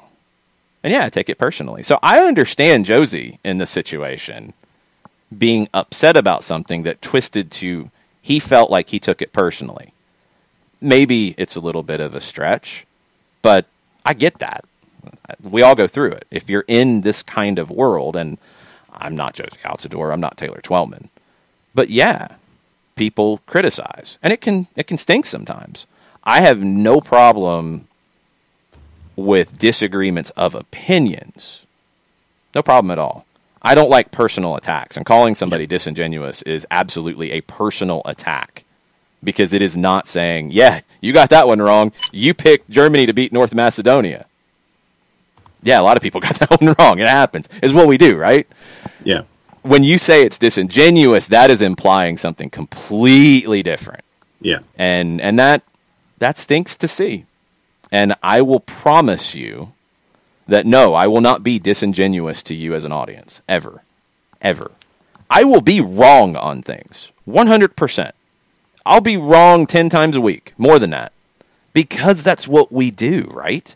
Yep. I will not be disingenuous. I will not try to mislead you, ever. Ever.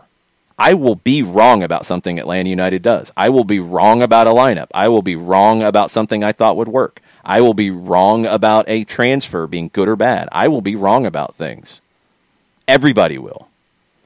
But I will not be disingenuous, and I will not try to mislead the audience. And I take the responsibility that I feel like I have very, very seriously. Sometimes maybe too seriously, but I'd rather err to that side than not take it seriously and just throw things out that are halfway, half-assed, whatever, hot takey, blah, blah, blah, blah. I'm not going to do that. I'm going to try to give you an opinion. I'm going to try to give you why that opinion is the case. And it'll still be wrong sometimes, and that's okay.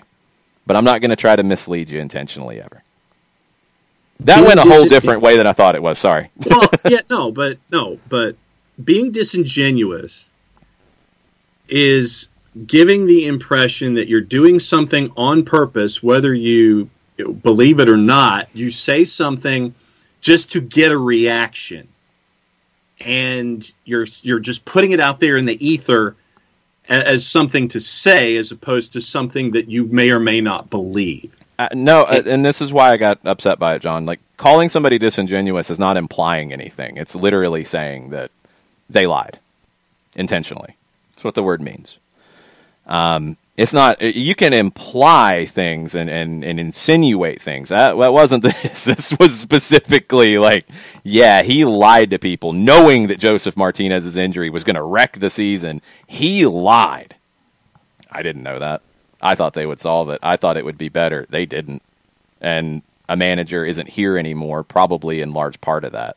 So there was no implication. It was legit. That's what was said, and that's what the word means, and that's why words matter.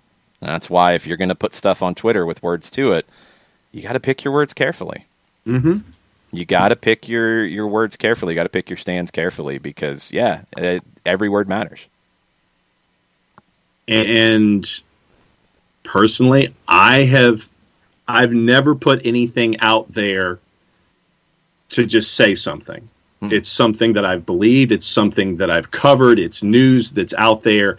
It's not a part of my DNA to just sit there and throw something out there, just whether I believe it or, if I don't believe something, I'm not going to say it. For me, it takes too much effort to sit there and think about having an opinion that's counter to who I am and just put something out there as an idea. It's just, for me, it's too much to sit there and do something like that. And to be called disingenuous, it's disappointing, it's disrespectful, and it's not understanding who that individual is when you sit there and you launch that kind of a word at someone. Yeah, look, I hope that people know that I'm not being disingenuous about a take. If I'm wrong, I'm wrong. I hope people know that. I think people know that. It still stinks to see it, but it's part of the gig, and it's something that, look, Taylor probably thought it stunk to see that Josie criticized him in that way. He's also a big boy, and it's part of the gig. Josie doesn't like being criticized. Like, none of us really enjoy it. It is part of the gig. It is the thing you accept when you do this, is you're going to get criticized. And where I'm wrong about stuff, which, again, will happen a lot, because we talk a lot about the game, and nobody's right about this game 100%. Not one pundit talking about it is right 100% of the time about this sport. It's always changing. It's always evolving. Where I'm wrong about something spurs me on to learn more to be right next time. That's how it always goes for me. So it's like, okay, I was wrong about the Joseph Martinez injury. You didn't have a solution. Okay, how do you have the solution next time? I think we see a different team this year with more depth up top and different kinds of depth. You've been able to pull that off, probably in large reaction. I had nothing to do with it. But now I see that reaction, and I see that they're reacting to what happened last year. So That's how it goes. It's all good. I'm not trying to make it a boohoo session. Don't take it that way. I'm sorry if it comes off like that. But yeah, this is part of the media game. And Josie understands that. Taylor Twellman understands that. They're big boys. They get it. We all are. We all do the best we can. Nick Alifi says, it's the one thing we all agreed to regarding the SDH shows. No clickbait, no content that is disingenuous or intentionally misleading. Jason is wrong about pressing, but hey, what can you do? Oh, Nick. Press. Just wait till Ralph comes in and ruins your club, and you'll see how that goes. Anyway, it's all part of the gig. So the Taylor-Josie feud, it makes for good tweeting, and I think that's all it is. I think maybe Josie went a little more personal than I expected. It makes for good tweeting. It happens everywhere in the world, and the game's okay. It's okay. Okay, let's get into a few different things here. We've talked about the Alan Franco thing. I want to make sure the details here are out there from Matias Martinez. So, and Cesar Luis Merlo, who had the follow-up to it. We thought originally this was going to be $2.8 million, 50% of the pass. The other 50% was a debate. Was it going to be paid out over time? What was that going to look like? Didn't really know. Then you had a couple bonuses and such. Now, Merlo is reporting it is 100% of the pass for $2.8 million. The sell-on above and beyond the $2.8 million is 50-50 split. That is an amazing deal for Atlanta United. Mm-hmm. That is an outstanding deal because you are getting him at a lower price than you expected. You are getting him with a lot of protection because now, yeah, he comes in, he has a good couple of years. Somebody comes in to buy him. Maybe Sao Paulo actually puts a deal on the table in 2 years. Who knows? And they come in and they say, we're going to give you $5 million. All right, Atlanta United is going to recoup their transfer fee, and then they're going to split the profit with Independiente. That's a steal. I agree, Don. That's a steal. Like, that is an amazing piece of business. And I'm not being disingenuous with this. I am being honest. If I ever get invited to an Atlanta United front office poker night, I'm not playing poker with Darren Eales and Carlos Bocanegra. Nope. I'm not doing it because look at what they just did to Independiente. They waited them out. And Independiente had to give up so much. That's an amazing deal. And you're going to get him $2.8 million for a 5-year contract. I don't know what the salary will be. It's not going to be an obscene number. You're going to have that as a very manageable cap number. It's pretty wild that you pulled that off. And for being the third option, because he was, Martinez was number one. You had the deal done. It fell apart. He made a bad decision. He went to River, in my opinion. It's going to set him back a little bit. He's a really promising center back who's not going to play a ton this season. We'll see about in the fall. Lautaro Giannetti had the deal done. Too risky with the knee. And I thought what Heinze said in his media availability on the weekend is sad because he has a long-time relationship with Lautaro Giannetti. Played for him and captained for him at Racing. Or at Vélez, sorry. And he wanted to bring him here. And he couldn't. It was too risky. It wasn't a good business proposition to do it. And I hope that everything goes well with Giannetti's knee. I hope it is Atlanta being overly cautious here on this. But when you're putting up millions of dollars, you got to be, right? Mm-hmm. So you go to number 3. And it's Alan Franco, who is a good center back, who, as Tom Robinson said, in the past has played in a more possession-based style. It's been a while. Ariel Holan's been gone from Independiente for a little while. Recent years have been more of a direct play, not building up out of the back. He's going to have to get back into that rhythm. You're going to be looking at 20 to 30 more passes per game than he's had in his last couple competitions. He can do that, but he's got to get there. So it's going to take him a minute. But you've got Anton Walks. You've got George Campbell. You've got Santiago Sosa, who has played center back and can drop there if needed. You've got options. But you got a really good player, and you got him for an amazing deal where you're not thinking about him for next week. You're thinking about him for a MLS Cup run at the end of this calendar year. Yeah, I'm with you. Any kind of game of chance or any kind of poker, anything like that, not happening. No, I will be in the back row watching them at Casino Royale, just sitting there and enjoying what I'm watching. No way would I ever get in a chance to want to lose my shirt in a situation like this. No, I'm not a poker player. I'm not playing it. I will thank them for the invitation, and I'm not going and losing my money to those guys. I'm not going to be independiente on that. There was a question on the Twitch pitch about Heinze's media availability. They are posting a lot of these media availabilities after the fact. I don't know if Gabriel honestly wants his posted. It's not news that he doesn't enjoy interacting with the media. He didn't as a player. He doesn't as a manager. He didn't at Argentinos. He didn't at Vélez. So that's a known quantity. It might not get posted, but there are a couple of things out there that I've seen that have, I think, a transcription if you're that inclined and want to see it. There is I can't remember it on Twitter. I'll have to find it, and I'll try to mention it later if I can track it down. There's a fan page that had a bunch of quotes from it in Spanish, and I believe there was an article from one of the smaller outlets in Argentina who had the transcription of the media availability. That's going to be a common thing this season for those of you out there who are really interested in learning more.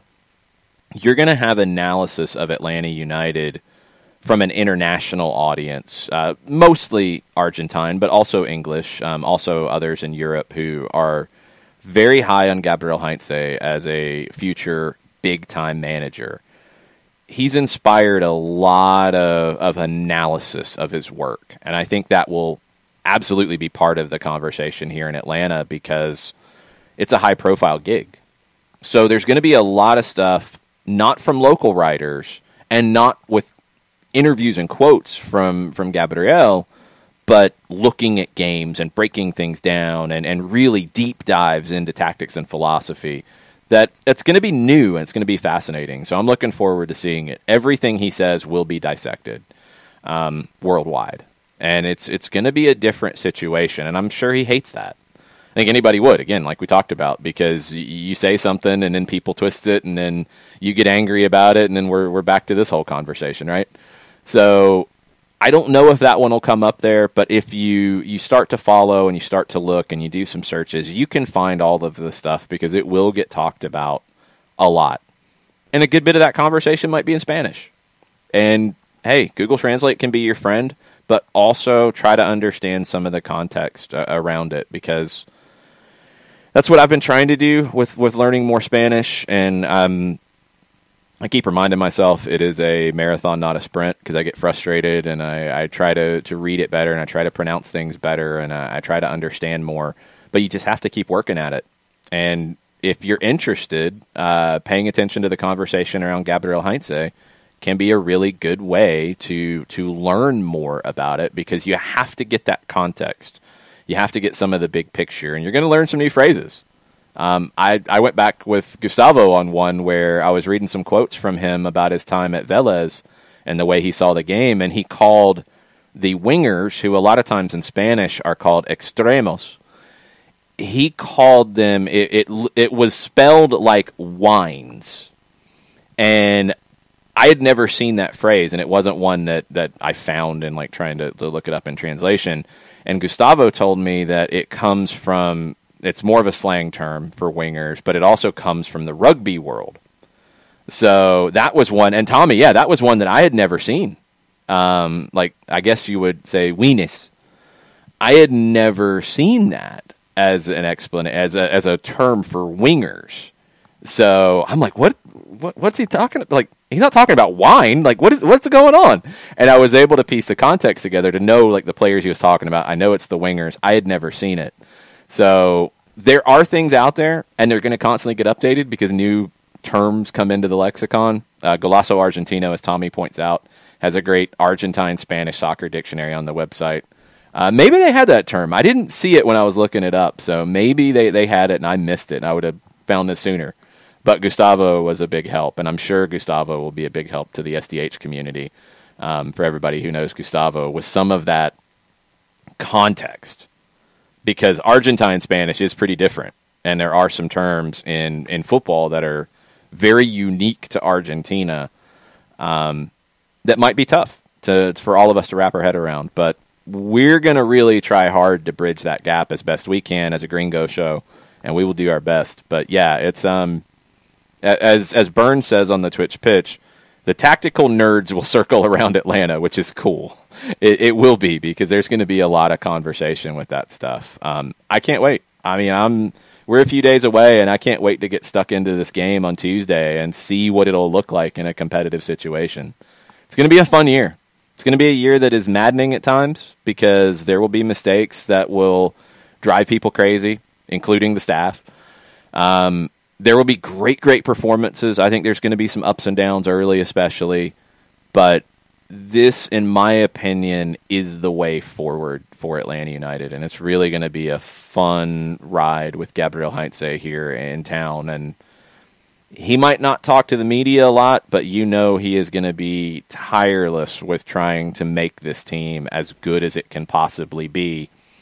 And as he said many times, he is wanting to create a team that plays really, really, really well. And I'm very much paraphrasing here. He is not focused on winning games with bad performances. He is focused on good performances that will win games. And I think people have maybe zeroed in a little bit on, asking about success, asking about results. And it's like, no, I'm focused on this. And the insinuation is, if this goes well, if we play as well as I think we can, if we play the game that I feel and I believe in, we will win. I'm not going to deviate from that, and this is, again, paraphrasing. I'm not going to deviate from the standards, from the principles, to get a result.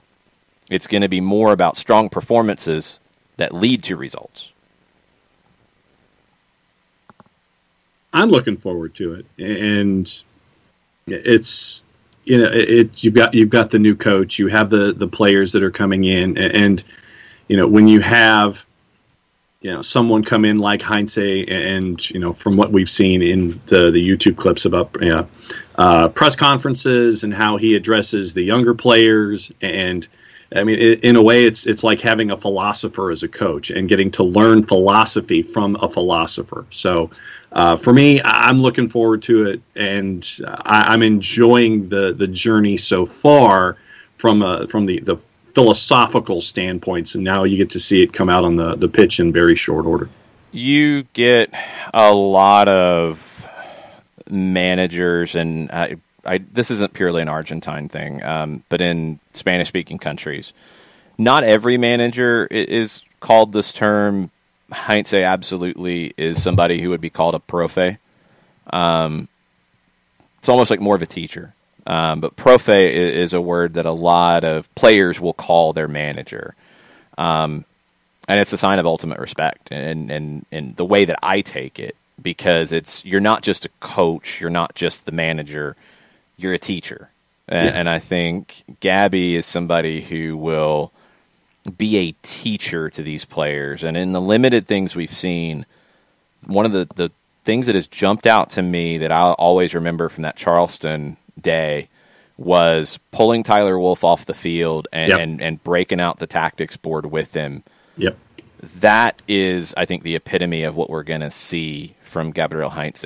Is he is going to give a ton of information. He's going to teach, and it's going to be on the players to absorb it, to soak it in, and to then implement it. And if you haven't seen our stoppage time show yesterday at facebook.com/929thegame, and you don't have to have a Facebook account to go see it there. You can just go straight to facebook.com/929thegame and watch the video. We had a couple of clips from the media availability yesterday, one from Mikey Ambrose, one from Jurgen Damm, like kind of digging a little bit deeper into the way things will play out. And it's not tactics, it's the philosophy of the way the team will play in general, and talking about the triangles and talking about the rotations. And it was fascinating. And I thought it ended up being a really good conversation about the way this team can interact with one another on the field. I, again, can't wait to see it on Tuesday. I love CONCACAF Champions League in general, but now with that added element of this is going to be a different Atlanta United, a fun Atlanta United, in that we're all going to have to think about what is going on in these matches a lot more than we have in previous years. It's going to be fun. I can't wait. I really can't wait for Tuesday.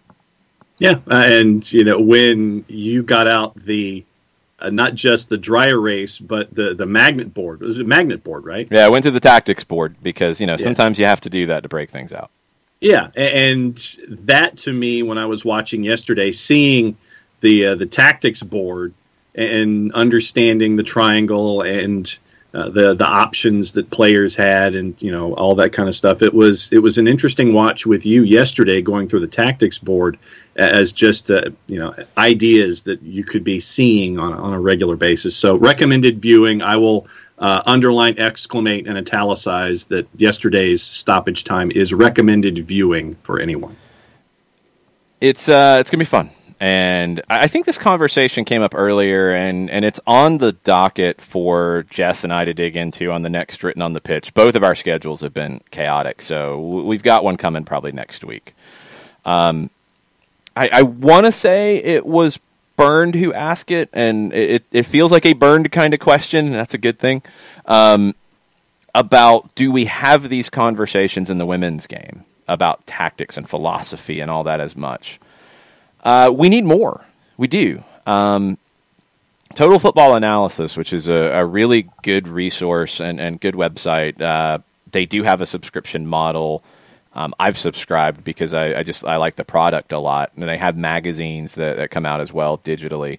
But it's totalfootballanalysis.com. I've noticed that they've started to add more of that, of tactical breakdowns on what the women's game looks like.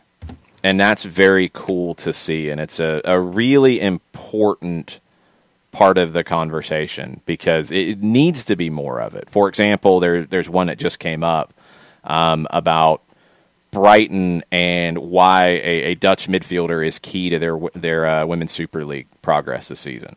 That's awesome. That's going back to the access conversation about the women's game and about soccer in general. Like, we need these conversations in general so we learn more about it. As I've said, as I will always say, none of us in the game know everything about the game, and we don't have to stop learning because there's always new developments or things come back into vogue. Like, the 4-4-2 diamond that Jim Curtin plays. That's old school, but he takes it to a different level and he does it differently. He's reinterpreted it. Pep Guardiola took the false nine idea and has reinterpreted it. Now he started playing outside backs, tucking in. That's new. That's a development. It's like, okay, now what do we do with this? What do we do when we play a team that does this? Can we do this? Et cetera, et cetera, et cetera, et cetera. So there's always more to learn. And I absolutely want to see these conversations on the women's side more. And it's coming. It's starting to happen more. I want to see these conversations in the youth game more about how to develop players, how to go beyond just the surface of wins and losses and this guy got signed and that. I hope we can continue to do that. And it's fun. It's a fun conversation because, I think the chess comparison has been made a lot. I think this game at its best is like chess because it is very strategic. There's physical elements to it 100%. And sometimes the strategy gets overpowered by the physical side. Sometimes the technical side overpowers the physical side. You have a team that's just better on the ball than the team that's bigger and faster and stronger. Sometimes the managerial philosophy, the tactics outweigh beating a team that is stronger or faster or better soccer players. So there's always a way to counteract what the opposition can do. It's that balance of I'm playing you, you're good at this, you're bad at this, I got to protect myself against that, and I can take advantage of that. That's the basics, and it's just fun to dig into that from time to time. While you were talking, I signed up for my free articles over Total Football Analysis. Yeah, really good site. A lot of really good writers who contribute there, so it's absolutely worth the read. And you'll go deep into the soccer nerd conversation with that, absolutely. Modiflow, that's good news. The black kit for Atlanta United, not the Kangol kit. It is the black kit, the BLVCK kit for Atlanta United, will be coming to FIFA 21 in the next title update. That's pretty sweet. dig that. I did not know that. I was wondering when that was going to happen. Okay. Some news of the day before we wrap up, because, look, we're going to be back at 6 o'clock, right? We've got our show from Red Hair. We got to save some stuff for that. Kelly Francis joining us, Jarrett_Smith joining us. It's going to be a packed show at Red Hair. It could be a multifunctional. Multifunctional is the secret word of the day. Go find Scott Flood. Tell him that. The third person who tells him that will win a prize. We're getting back into the league side of things, and so is the conversation about players and movement in the summer. And reported this morning at 7 a.m. our time by Sport in Barcelona, Mino Raiola and Erling Haaland's father have landed in Barcelona. Landed? Well, not just landed in Barcelona, yay. They were met at the airport by Joan Laporta's right-hand man, who picked them up in his car. Mm-hmm. Barcelona has somehow talked about signing Erling Haaland. Now, Joan Laporta has a great relationship with Mino Raiola. That's all great. Somehow money's going to have to come into this. I don't know where the money is. As Forecard says, what? How? I don't know. Because also today in sport, the audit undertaken by Barcelona's new board has revealed the economic situation is worse than expected. 350 million euro of losses in the current season. The benefits, assuming that Messi stays and they bring a star in the summer, won't really hit until 2022/23. They're going to try to take on losses next season, fewer, generate income in the following year. They're planning for that. They're planning to keep Messi. They're planning on a top player coming in. I don't know how. And they feel like the new director general says to Joan Laporta, there is some optimism here. There are ways to stay competitive in the transfer market without risking the future. I could buy that. I can buy that part because you've got some players that you can sell and you can bring in some money and you can reinvest it. Erling Haaland's a different conversation entirely. The only way that happens is if Mino Raiola does his boy a solid, Joan Laporta, and manufactures this, because Barcelona can't get into a bidding war with Real Madrid, with Manchester City, with PSG, with Manchester United, with Chelsea, et cetera, et cetera, et cetera in this, because they're going to lose that bidding war fast. I don't know how this plays out, but I'm surprised that it sounds like, and this wasn't an April Fool's Day thing, they're pictures. It sounds like Mino Raiola, one of his first conversations about Erling Haaland this summer is in Barcelona. Didn't think that was going to happen. You're talking a £300 million investment, I think. Transfer fee plus salary when you're looking at contract for Erling Haaland. I think that was the number that was attached to a Manchester City discussion overseas. All right. First conversations with Barcelona. Love to see how you're going to tackle this one financially if you're going to pull this one off. Yeah. I don't know how they pull this one off. I really don't know how they pull this one off. Dawn thinks Haaland's going to Chelsea. I could see that. They're going to have to make some moves to make that happen, but I could see that happen. Turner says they do realize they need 11 players to play, right? They can't field a team with Messi and Haaland. They got kids. They can make it work. Forecard is asking for a Darren tweet on April Fool's Day. See, that's just mean. Yeah. We're not ever going to do an April Fool's joke on you guys. And that is not me being disingenuous. That is being legit. Again, back to that responsibility thing. I'm not pulling that trick on y'all. I'm not pulling it. I don't know. There's been a few out there that I've seen today. Nothing amazing as of yet. Oh, Roy Williams is not an April Fool's joke, by the way. That is not an April Fool's joke, okay? No. And, I mean, Roy Williams himself is not an April Fool's joke. What is the news on Roy Williams, please, for people that who he don't is know? Retiring as head coach at North Carolina. Okay. That is not an April Fool's joke. That is legit. Okay, good. You froze on talking about April Fool's jokes. They just picked literally the worst day to possibly release any news. And Jarrett you comes should not in out release of the any top rope. news today. No, you can't release news today. That doesn't work. Yeah, Turner said UNC just announced Roy Williams is retiring. Yeah, that's because everybody's going to jump to it's April Fool's. Yeah. Jarrett, did Roy Williams bring you back into the show now? I did not expect that one. I just saw you were still on the air, so Yeah, not for I was long. loitering. Yeah. Huh. Loitering and malingering, that's right up there with Jared. But see, the thing is, the key to a good April Fool's joke is Just that to not do one, I agree. Yes. Number A, one. The best way to, what is it from war games? The best way to win is not to play. But if you're going to do something like that, there's always that kernel of truth where you're sitting there and you're going, maybe. Yeah, And it's that's gotta why be everybody realistic. was freaking out about the Roy Williams tweet that was very well produced by the University of North Carolina when it came out about him retiring. And everybody's like, really? What? But this is not the day to break news. I agree with Jared. No, not at all. One bit of bad news is coming out of Turin and Juventus. They will fine Weston McKennie, Paolo Dybala, and Arthur after attending a party without respecting COVID restrictions in McKennie's home. La Stampa is reporting that McKennie organized a party in his home with his two teammates and other friends. Problem is, it's forbidden to organize private parties in Italy under current COVID rules. Abby says 20 people present. Neighbors called the police when they noticed a party was going on. Nobody opened the door. There's a nationwide curfew in place from 10 p.m. to 5 a.m. The police arrived at McKennie's home at 11:30. They had to insist on being allowed inside the property. There's a little bit of dispute about that. Were they denied to come in? How long did it go back and forth? Different outlets say different things. They were fined €400 each. That's what the current law in Italy says. According to Goal.com and others, Juventus is also going to fine the three players for doing this, and they should. And they absolutely should. Come on, Weston, man. Yeah.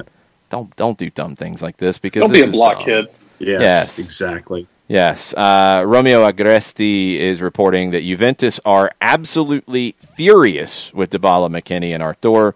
Very heavy fine incoming for all three of them, and possibly will be excluded from the squad for the derby against Torino on the weekend. Other piece of bad news out of Real Madrid this morning, Sergio Ramos had a month with a muscle injury. The club confirmed it in their morning press conference. So he will not be around for the Elche match this weekend, will not be around for Liverpool next week, but they're thinking he's out for a month. Oh, that's bad news for them. He made his 180th appearance for Spain in the game against Kosovo yesterday. A lot of the conversation afterwards, he came in at the very end, 4 minutes from time, so that's crazy that now we have this news. A lot of the conversation with him after was, yes, about the 180th appearance, which moves him to within 4 of the all-time international caps record held by a male player, Ahmed Hassan of Egypt. Christine Lilly, I think, has the overall record with over 300 caps. A lot of that, but also, yeah, I know. The women's game was different at that point because you had national teams that were almost like clubs, and they played a lot of games. So it's a whole different situation. But Ramos, so that's like barnstorming numbers. Good. Well, yeah, Still that's what it was. impressive as hell. That's what it even, was. Even if they're playing like a club, it's wild. Yeah, that's what it was. Absolutely. Ramos was also asked about his future. He said he would be the first to deliver any news about his Real Madrid future. No updates at the moment. I have not seen this. According to AS, this is the quote from AS, amid rumors of a move to the MLS, Premier League, or Ligue 1, I haven't seen those MLS rumors be anything significant. Maybe they're bigger on the other side, but I don't know who would pull that one off. Ramos told TVE, with my future, I was very clear. There is no news at the moment, and right now I have nothing to say. When there is news, I will be the first to let you know. We have games which could decide our season in the space of 2 weeks, which now it sounds like Sergio Ramos will miss. In La Liga against Eibar and Barcelona, and in the Champions League against Liverpool, and hopefully we can play at a good level. I guess Mo Salah is very excited about this injury. Yeah. Sure, his agent will tweet something in short order. Yeah, probably. Okay, Jarrett, I have this for you. This is from Football Daily, and I believe it is by way of the BBC. But let's start with a bit of breaking news involving Celtic. So listen up, Celtic fans. This news is reaching us, and we're told that Celtic have made contact with Eddie Howe as they continue to search for a replacement for Neil Lennon. We're told Howe is understood to be considering a number of options as he prepares to return to football nearly a year after leaving Bournemouth. The Celtic hierarchy are believed to be impressed very much with Eddie Howe and could propose a package that might just tempt him back into management. Reaction, Jarrett Smith. Reaction! Let's see what happens. I didn't come here for this. Total abuse. I can get this tonight. Yes, you can. I will, I'm sure. Let's see what happens. They need to be talking to anyone and everyone. I think Daily Record had a thing that he was turning down gigs in England. Yeah, turning down 2 Premier League gigs, yeah. Which, what are you doing, man? Well, turn down the Premier League gigs. It depends on the gig. I mean, not all gigs are the same. I wouldn't want to take the Brighton. Newcastle? Well, I wouldn't take the Newcastle job. Brighton, I might be tempted to, but I don't think they'll make a move. There's some that I wouldn't take. Crystal Palace, I don't know if I'd be excited about that. Yeah. So we'll see. It's all rumors and conjecture until somebody is holding up the. And so someone standing in a suit on the field with their foot on the ball looking intimidating. Yeah. Apparently one of those clubs, in the Daily Record article, Record Sport can exclusively reveal that Howe was this week given the chance to succeed Chris Wilder at Sheffield United. Yeah, I don't know if I'd want to take that one either. Not after the weird back and forth with ownership and all that. I would probably stay away from that as well. Also, and Nick Alifi has breaking news out of Italy, I did see that Bonucci had tested positive for COVID earlier. Now Demiral has tested positive for COVID. That adds to the heat from the McKinney, Dybala, Arthur party doing, scandal. Juve is losing its mind right now. Wow. Will, I'm going to save your question for later. I know we've talked about it, about Frank Lampard to Celtic. Would you hate that, Jarrett? I'll go ahead and ask you because I think we've covered it pretty well. No, I'd be interested in it. Yeah, Lampard was in over his head at Chelsea, but there are questions to be had considering that Thomas Tuchel is getting this performance out of the same guys, but sometimes you need a refresh. Yeah, and a different kind of pressure because it'd absolutely be pressure. But yeah, I'd listen. I'd want to see what he would want to do. I would want to have that interview if I was Celtic. Also from Scotland, before we finish up with Twitter and questions from the Twitch pitch. This was from a couple days ago, and I know there'd been a lot of talk about it. Alan Russell, the attacking coach for the English national team, is in talks to join Stephen Glass at Aberdeen.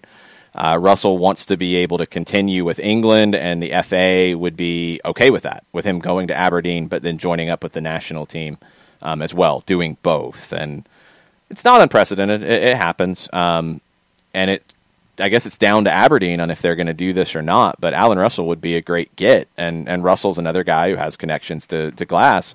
They played together with the Carolina Railhawks in 2011. So that'd be another good one for Aberdeen. Sounds like he's trying to put something together up there in Aberdeen. You know, your boy, Scott Brown, Alan Russell coming in. It feels like a new dawn for Aberdeen, eh? He's doing all the things right on the front end here. No, Aberdeen fans aren't probably going to be thrilled about Scott Brown, but in terms of coming in and putting something together, you come in, you're putting stuff together, and you're doing all the right things. And this is an interesting chance for him because he is going to be able to build something that is his. Our resident Aberdeen fan, Ram, says, "Why would Aberdeen need an attacking coach?" I can't imagine why. I can't imagine it. Ram, you and I have as many goals right now as this team does. Accurate. In the last fortnight. Accurate. Yeesh. It's bad. Last one on the board, the Copa Diego Armando Maradona, which was the last cup competition in Argentina, is finally over. You thought it was over when they had a final. It wasn't over. It's now over. The game that Tom Robinson talked about earlier, Bonfield and Vélez, it was the elimination game between the loser of the final and the winner of the consolation bracket from the tournament that ended in like mid-January. The winner of this game got into the 2022 Copa Sudamericana. So it's a big prize on the line. Mm-hmm. And it was a fun match. Bonfield lost in that final to Boca. Vélez won the consolation bracket. Bonfield won last night 3-2. So they are going into the 2022 Copa Sudamericana. And we can finally put the Copa Diego Armando Maradona tournament into the history books. It is completed. Salud. So you think? No, it's done. There's no more games to play. There's nothing else they can do with it. It's done. Are you sure? They're done. They're done. There's nothing else. It's done. Everything's been decided. All right, what do we have on Twitter? What have people said to us on Twitter today during the show, John? There are a couple. Nathan Pugh, his most embarrassing was newly promoted Blackpool. John, I need you to fully explain things. Nathan Pugh, his most embarrassing what? Moment for his favorite club. Yes, because that was like over 2 hours ago. Nathan Pugh might have had his most embarrassing meal, his most embarrassing song he listened to. I don't know. So his most embarrassing moment or loss for his club, I guess. Go ahead. Yes. Newly promoted Blackpool 2, Liverpool won at Anfield in October 2010. Okay. And it wasn't the one this season with the giant loss early in the season? That was pretty bad. Yeah, it was pretty bad. That was pretty bad. That run of games where they've lost at Anfield a lot in a row, that was kind of bad too. Yeah. Sorry. Tafka with a question. Sorry, Nathan. Yeah. Sorry, Nathan. Will we ever see traffic on the other side of the Argentine highway? Perhaps not so many sales, but loans from MLS to Argentina, or is that simply never going to be their model? Yeah, no, you will. Loans especially. And look, Atlanta's kind of, breaking new ground there, right? With Fernando Meza, with Franco Escobar. Yeah, I think it's the next step because, we've talked about it with Alajuelense, how it feels like they have young up-and-coming talented players up to like 22, 23 years old, and then 30 plus. Like they don't have that middle group. I think that's the group that will get loaned back in. And Argentine clubs have done this from Europe for a while, where a player goes to Europe, it doesn't work out. It doesn't work out. Borre is not an Argentine player, but from an Argentine club, who's now back at an Argentine club, who it didn't work out at Atleti. Okay, he goes to River and he does well. You're going to see things like that. So, yeah, I think from MLS to loan players down, what it's going to take is MLS clubs investing in more players. I think it will take bigger rosters to do that speculative kind of signing that Chelsea has done. I mean, Chelsea had, 700 players out on loan at one point? And still do. No, I think they have it limited more now. I think there are limits on the loans now, a little bit more at least. It's not 700 anyway. It might be down to 50. It's less than that. Yeah. I think they are trying to put limits on it. If MLS doesn't have limits and you can go get these shares of people's passes and you want to play that speculative game, yeah, what you do then is you have more players than you can play. Atlanta United has that situation at the moment. Loan guys to Argentine clubs who are two players who've played in Argentina who are Argentine. And, Franco Escobar gets injured. It's really bad luck for him. Newell's can absolutely use him when he is healthy. Fernando Meza went straight into a team that won the Copa Sudamericana last year and is playing really well in Argentina, and he's going to be playing on the back line for a team in the Copa Libertadores group stage coming up in a month. It's not just a pity kind of loan, not Pity Martinez, a pity kind of loan to just send him somewhere. I mean, he's going to a good team that has big expectations this year. You'll see more of that. It's just going to take MLS teams spending more money and getting in on more players at a younger age. According to Planet Football, 32 Chelsea players are out on loan in 2020-2021. Come down a lot because there's some kind of limit now. I don't remember what the rule is on it, but it has changed. Okay. I'm looking at other things that are telling me far numbers less than 32, but I'll go to the rest of the timeline. It is somewhere between 3 and 812. Yes. In the Josie Altidore discussion that we had, Michael Head says, booing Altidore and Bradley at MBS was over the top. Who amongst the booers did anything to help the U.S. qualify? I would never boo a U.S. national team member. Am I continually disappointed at the team's results? Yes. Realistically, when will the USMNT win something?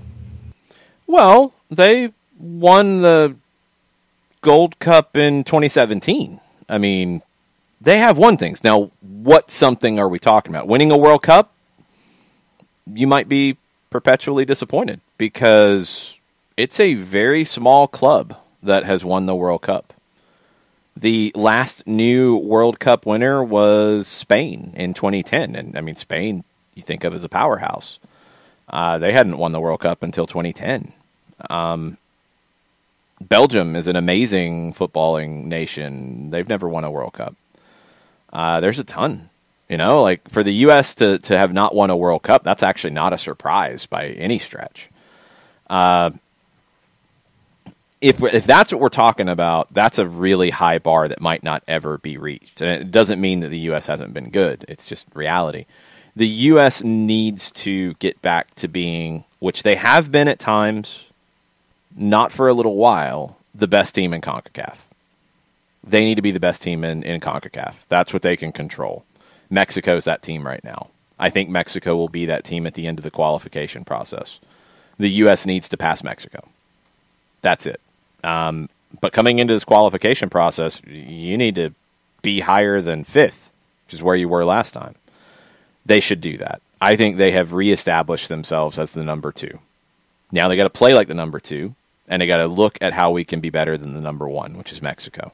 That's the goal. Next goal for me would be Copa America participation, working with CONCACAF and CONMEBOL to get more Copa America Centenario formats. Obviously can't be another Centenario for 100 years, but have that format of a joint tournament and win that. That's the next one that you can control. And you need to be in the knockouts consistently in the World Cup. There's no excuse for not getting out of the group in the World Cup, especially with the format change coming in 26. Those are your goals. Those are your realistic goals. Those are your things that this team can accomplish in the next 10 years, no problem. Getting past that is going to require a lot of luck because you've got a lot of amazing nations, and one of them is bordering us to the south in Mexico, who is looking for the 5th game in the World Cup. They've been to the knockouts over and over and over again, and they haven't been able to get to that quarterfinal for a long time. That has become a myth and a curse and a giant albatross hanging around their neck that they've got to find a way through. The U.S. needs to get to that point first. So winning things they've done, they need to get back to winning the Gold Cup. They need to get back to being the best team in the qualification process. These are things that are real and tangible. Winning a World Cup, winning an Olympics, winning a U20 World Cup, a U17 World Cup, those are a different level of expectation that might not be realistic to expect. But, man, I'd love to enjoy it if we could get there. Reminder that Mexico might build a statue for Tata before anyone else does if he gets them to a quarterfinal. And that's a big if. There's no guarantee of that. I mean, the results lately haven't been amazing for Mexico, and the pressure will mount. If they start qualification slow, the pressure will mount fast. That Mexican media will turn on Tata Martino really quick because he's not Mexican. So if things don't go well, things will turn fast. Because you heard it when he was appointed. The performances have been very good. But the results turn against you. Oof. It will absolutely change. Then a couple from Tofka to wrap up. 1 on Josie Altidore and 2 on Atlanta United. His Josie thought, he said, the whole take was terrible. Well, I'm not personally insulted by it, and I don't think that Twellman is either. It's the kind of thing we need to get away from entirely, especially with Josie being a big part of the racial sensitivity that MLS has taken. Josie's absolutely has the platform to give his opinion. And if that's his opinion, that's how he feels, say it. I think it was tough in the format to give his opinion with the proper context. And one, on Twitch Pitch, thank you, Bart, for providing more of the context, because that's important. It's just a tough format to have a nuanced conversation. But, players can take exception to what pundits and commentators say. Absolutely they can. And criticize, absolutely. Absolutely. There's nothing wrong with that. But yeah, it needed more to it, I think, to fully make sense with what that one tweet was. And I get it to a degree. I think there's elements of it that aren't part of the conversation. If you think Twellman is too negative, okay, that's what's going to happen when teams don't perform well. And the 17 team didn't qualify. There's going to be criticism of that. I've always said the booing was over the top. I will always feel like the booing was over the top because you're talking about months later playing for a different team, but also playing for a team that was different from the home stadium. So I do get it to a degree. It felt a little weird. Anyway, players criticizing pundits, pundits criticizing players, it's sports, and it's fine. I hope we can keep it on those terms of, yeah, you were wrong. Yeah, you were wrong. Yeah, whatever. I don't like you. I don't like you. Okay, fine. The racial component to it, I didn't think helped the conversation because I don't think it informs Twellman's opinion at all.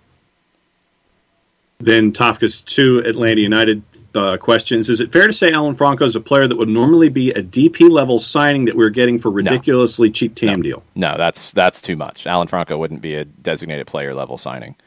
He hasn't done enough to earn that kind of money, and you're not going to make many center back designated player signings. He would have been a TAM deal, and you're getting him for probably less than that, or maybe slightly into that threshold, but you can buy him down. So you're getting a good deal, but no, let's not overstate it.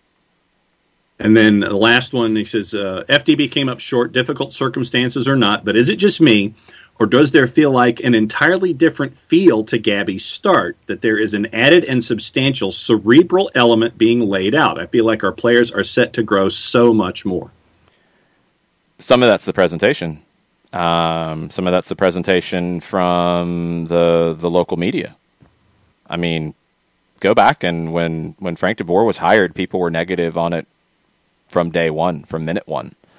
And it wasn't covered in the same way. And doesn't mean that it was right or wrong, it's just it wasn't. It's been far more optimistic about Gabriel Heinze's appointment than it was about Frank DeBoer's. I don't think that's an incorrect assessment. And that happens. Look, it's coming off of a bad year, so of course you're going to be optimistic. Like, that's just, it's a different time, too. And that's another element here. But, yeah, I think, Frank DeBoer's, there was no opportunity for there to be optimism and freshness about his hire because you're coming off of a title. People are sad that Tata Martino is gone.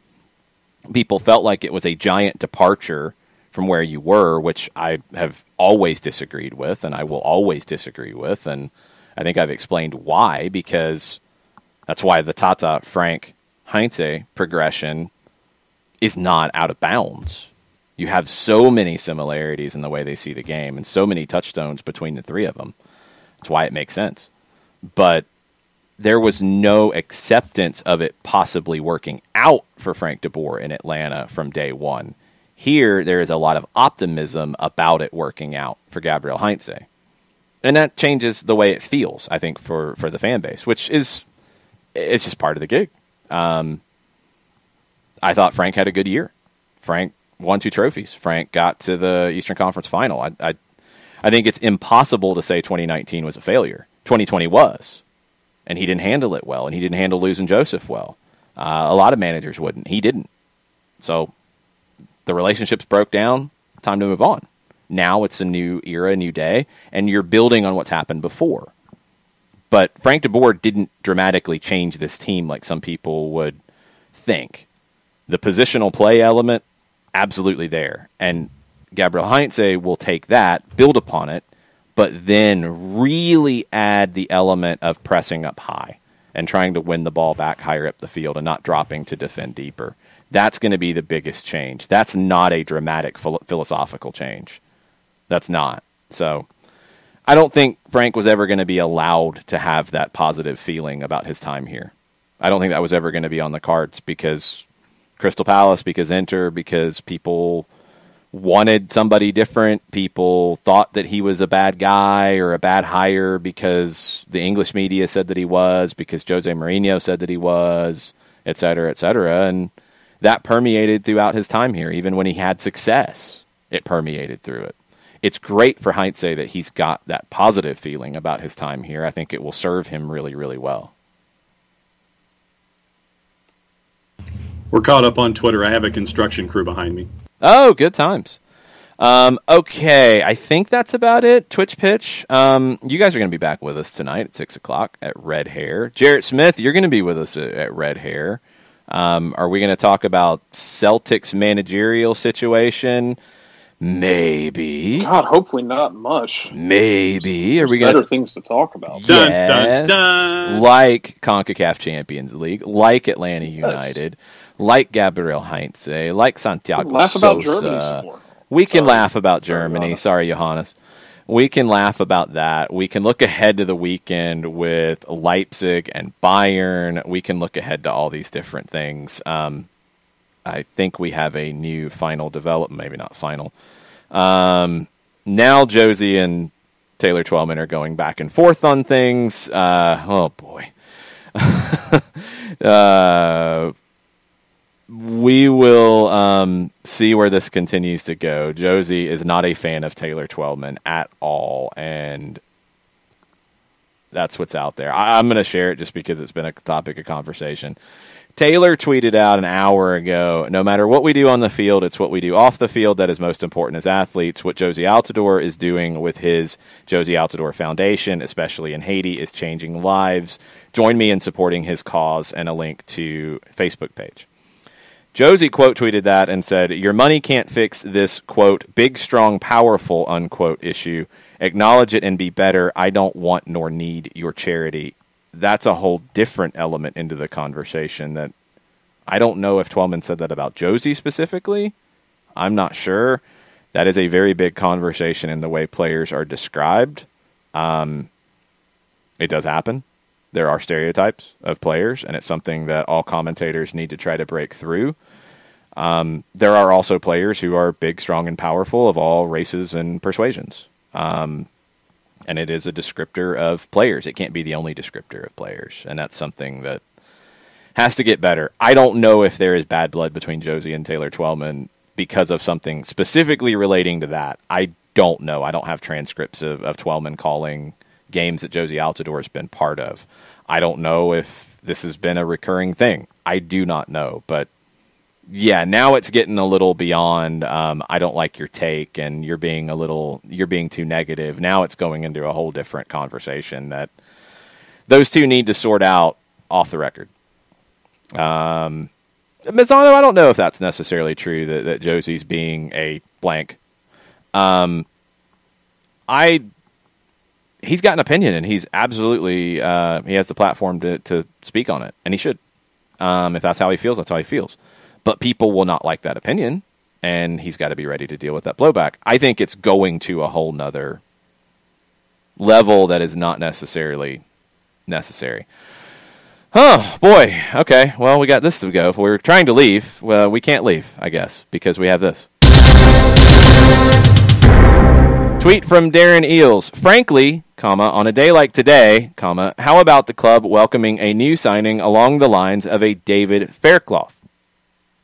5 stripes, don't stop eating is the hashtag. What? Yeah. What? Yeah. I don't know what this means at all. I got nothing. Okay, well, David Fairclough is either a fine jeweler in Toledo, Ohio, or an English soccer player. I'm guessing it's not the fine jeweler from Toledo, Ohio. The 5 stripes don't stop eating part is throwing me off a little bit. Fairclough was known affectionately as Super Sub. Okay. So maybe you're picking up a Super Sub? I don't know. Darren signing himself as a super sub. Again, the hashtag 5 stripes don't stop eating is different than it has typically been. I don't know what it means. Jason Nick says Subway's a new sponsor. Yeah. Turner Kirby says new food options at the bins. Kefsey says LOL John is back. Flood Project says new sponsor coming at Mercedes-Benz, perhaps. Jason Nick says third sleeve. Modiflow says Atlanta United officially supports salted pasta water, as they should, as anybody should, anybody with standards. Darren, if you're listening to the show, we were trying to leave, man. Yeah, really? Why are you doing this to us? Why are you doing this to us? What is going on? Yeah, a little help. Yeah, what's up? Our friend Percy on Twitter says, announce Joey Chestnut. We have a tweet. This man actively chose violence on April Fool's Day. I mean, I don't know. I got nothing. I mean, I'm trying to get to Alan Franco because that's the one that we are thinking about, but I don't know, and I don't know why the hashtag is different. So, Five Stripes don't stop eating. Yeah, I've said that over and over again, John. Well, I mean, that's how I'm trying to process it, too. Yeah. I don't know. I got nothing. I guess we have to sit around and wait. I mean, it is April Fool's Day. There could be an April Fool here. There could be a non-player announcement here. Five Stripes don't stop eating. There could be an Alan Franco signing, but I don't know how we get there from it. Jason Nick says, got to be somehow sub-related with Faircloth being a super sub, right? Could be. Yeah. I don't know. I got nothing. Yeah. People now are saying, frankly, so we're going hot dogs. And, man, I'm getting hungry. Yeah. I got nothing. And we were trying to leave, Darren. Yeah, come on, man. Man. Just a bit of an update. Fabrizio Romano on previous topics. Confirmed Mino Raiola is in Madrid right now after leaving Barcelona on a private flight. There's also Haaland's father with him. So after meeting with Barcelona's Laporta, Raiola will talk today with Real Madrid. Yes, they didn't leave Papa Haaland in Barcelona and say, no, you can't sit with us. No. He got back on the plane to go to Real Madrid as well. So the Erling Haaland tour has continued. I really want these to be like NFL negotiations where, like, some guy comes into, I think it was Mario Williams, like, went into Buffalo, and they pretty much just didn't let him leave until he signed. He damn near barred the door. Yeah. Come on, let's talk about a contract. You can't leave. Don't worry about it. See, Thomas Jewin had already placed an order for Jersey Mike's, so at least he's getting a sub after all the sub talk. There you go. I might have to be ready for that myself. Maybe they're keeping 5 subs. Long term. Long. Oh, look at Jarrett. That might be it. I really just want a sub. I may go to Firehouse. Yeah, really? Maybe they're announcing they're going to have 5 subs this season because that hasn't happened yet. Ricky shows up for the cryptic tweet. We got nothing, Ricky. We don't know anything. Tommy wants donuts. All the shops are closed. All the donut shops are closed? Dough in the Box in Marietta's open, I think. Tommy's not in Marietta. Tommy's in Texas. That's Tommy's problem. Well, yeah, it is, but that's not nice. That's rude. That's fair. That's actually rude, Jarrett. You should apologize. Fine. You didn't actually apologize. You just said fine. Fine. Apologize to Tommy, please. Fine. I'm sorry that Texas isn't Georgia and that we can't transfer food through a wormhole. Yes. I'm sorry about that, too. I wish we could. I'd like some Texas food sent my way through the wormhole. That'd be good. You send brisket, I'll send donuts. Get some Whataburger. That's a trade. I'll take it. They have Whataburgers in other places, John. They don't have In-N-Out, though. I've been told that In-N-Out is overrated. Oh, that is so incorrect. Is In-N-Out better than Cookout, John? Yes. What? That's a tough one, though. What? That's a tough one. That's a tough one. I call shenanigans. See, John's from California, though. He's got a different... He's got it in his blood in a certain way, I think. Yeah, but I call shenanigans. Evil shenanigans. Nick is screaming, by the way, John. Look at what you just did. John, sir! See, now Nick he went sir on you. Yeah, Nick is being nice about it by going full cap sir. That's not being nice. You think that's nice? It's Nick being mean. Yeah, that ain't nice. See, colorful metaphors to me would be the other direction with that. I'm just going to share some of the thoughts here. No, it's not. I love In-N-Out, but it's not Cookout. No, absolutely not. What is this elitism? No, Cookout for life. Yellow Johnson card. City, California, y'all. Man. Yeah, I've heard more often than not that In-N-Out is overrated. No. Mazzano says Cookout's nice, but it's no Waffle House. That's a whole different conversation. That's comparing apples and hand grenades. Yeah, Yeah, that takes us into a whole different thing. And I do love Cookout. Like the Cookout on Moreland is an actual safe zone in society. Yes. Yeah. The shining beacon upon the hill. Yes. Yeah. No, and I mean, for me, when I go to Cookout, it is usually a bacon. I'm not asking what you get. No, you don't get to go to Cookout anymore, John. You've lost your Cookout privileges. No, you're not allowed. You are banned from Cookout after such slander of Cookout. You are banned. See, just you think that this is some kind of regional bias, and it's not. No, it's just a bad take, which is not surprising because you have bad food takes. Again, I'm not sure I can move from where I'm living right now because I can walk to a Popeyes and to a Waffle House inside of 10 minutes. Oh, see, that's pretty good. Nick says he's been compromised. Red team, go Red team, go. Mazzano is going with you'll Zesto. know John's been compromised if he starts talking about putting salt in the water. That's when you know he's been compromised. Absolutely. Mm-hmm. Absolutely. Zesto's a good shout, Mazzano. It's behind Cookout for me, but I do like the Zesto from time to time. Yeah, I like the crinkle fries from Zesto and the peach shake. Not bad. Tommy says In-N-Out is a fantastic basic cheeseburger. Okay, that's fine. I prefer Cookout's basic cheeseburger. I have not had the In-N-Out. I will put my hand up on that. I'm just saying I've heard that it's overrated, and judging from the reactions from people who've had both, yeah, I think it is overrated. I mean, but you've got a secret menu though, and you can do other things that are off the menu. I mean, you can with In-N-Out, you can have your burger mustard grilled, but you've got to know about it to have it done. You got to know secret things. Mm-hmm. What? You do secret handshakes and all that. What? And see, Cookout works for me because it reminds me so much of the shady concession stand food we ate as kids at the baseball field. Oh yeah. All right, Atlanta United has retweeted Darren's tweet. And again, guys, we were trying to quit the show. Mm-hmm. You're killing me over here. Yeah. Man. It's like we got a live show tonight. So now we have to wait it out. We have to see what's going to happen here and share this with you. And there's no telling what it will be. And then we go. Then we leave, and then we come back at 6 o'clock. Drew Gano says, while In-N-Out is better than Cookout, it's trash compared to Five Guys. Ooh, that's a take that people get really worked up about. Five Guys is good. Yeah. But it's not as good as Cookout to me. It's not. I'll take Cookout. I'll take Cookout over Five Guys. I can't compare the In-N-Out side of it, but I'll take Cookout over Five Guys. And I like Five Guys. It's good. I'll stipulate to Five Guys over that. Yeah, I'll go there. Wait a minute.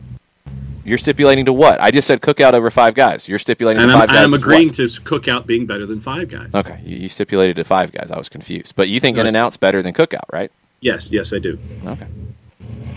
All right.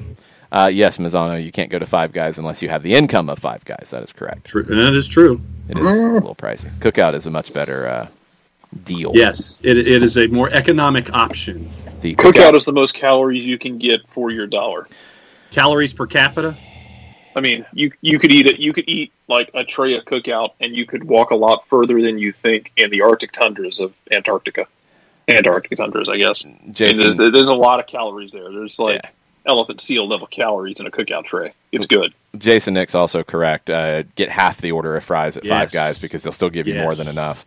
That is true. Five Guys fries are good. I love Cookout's fries. So I'm good with Cookout all the way. See, I never get fries from Cookout.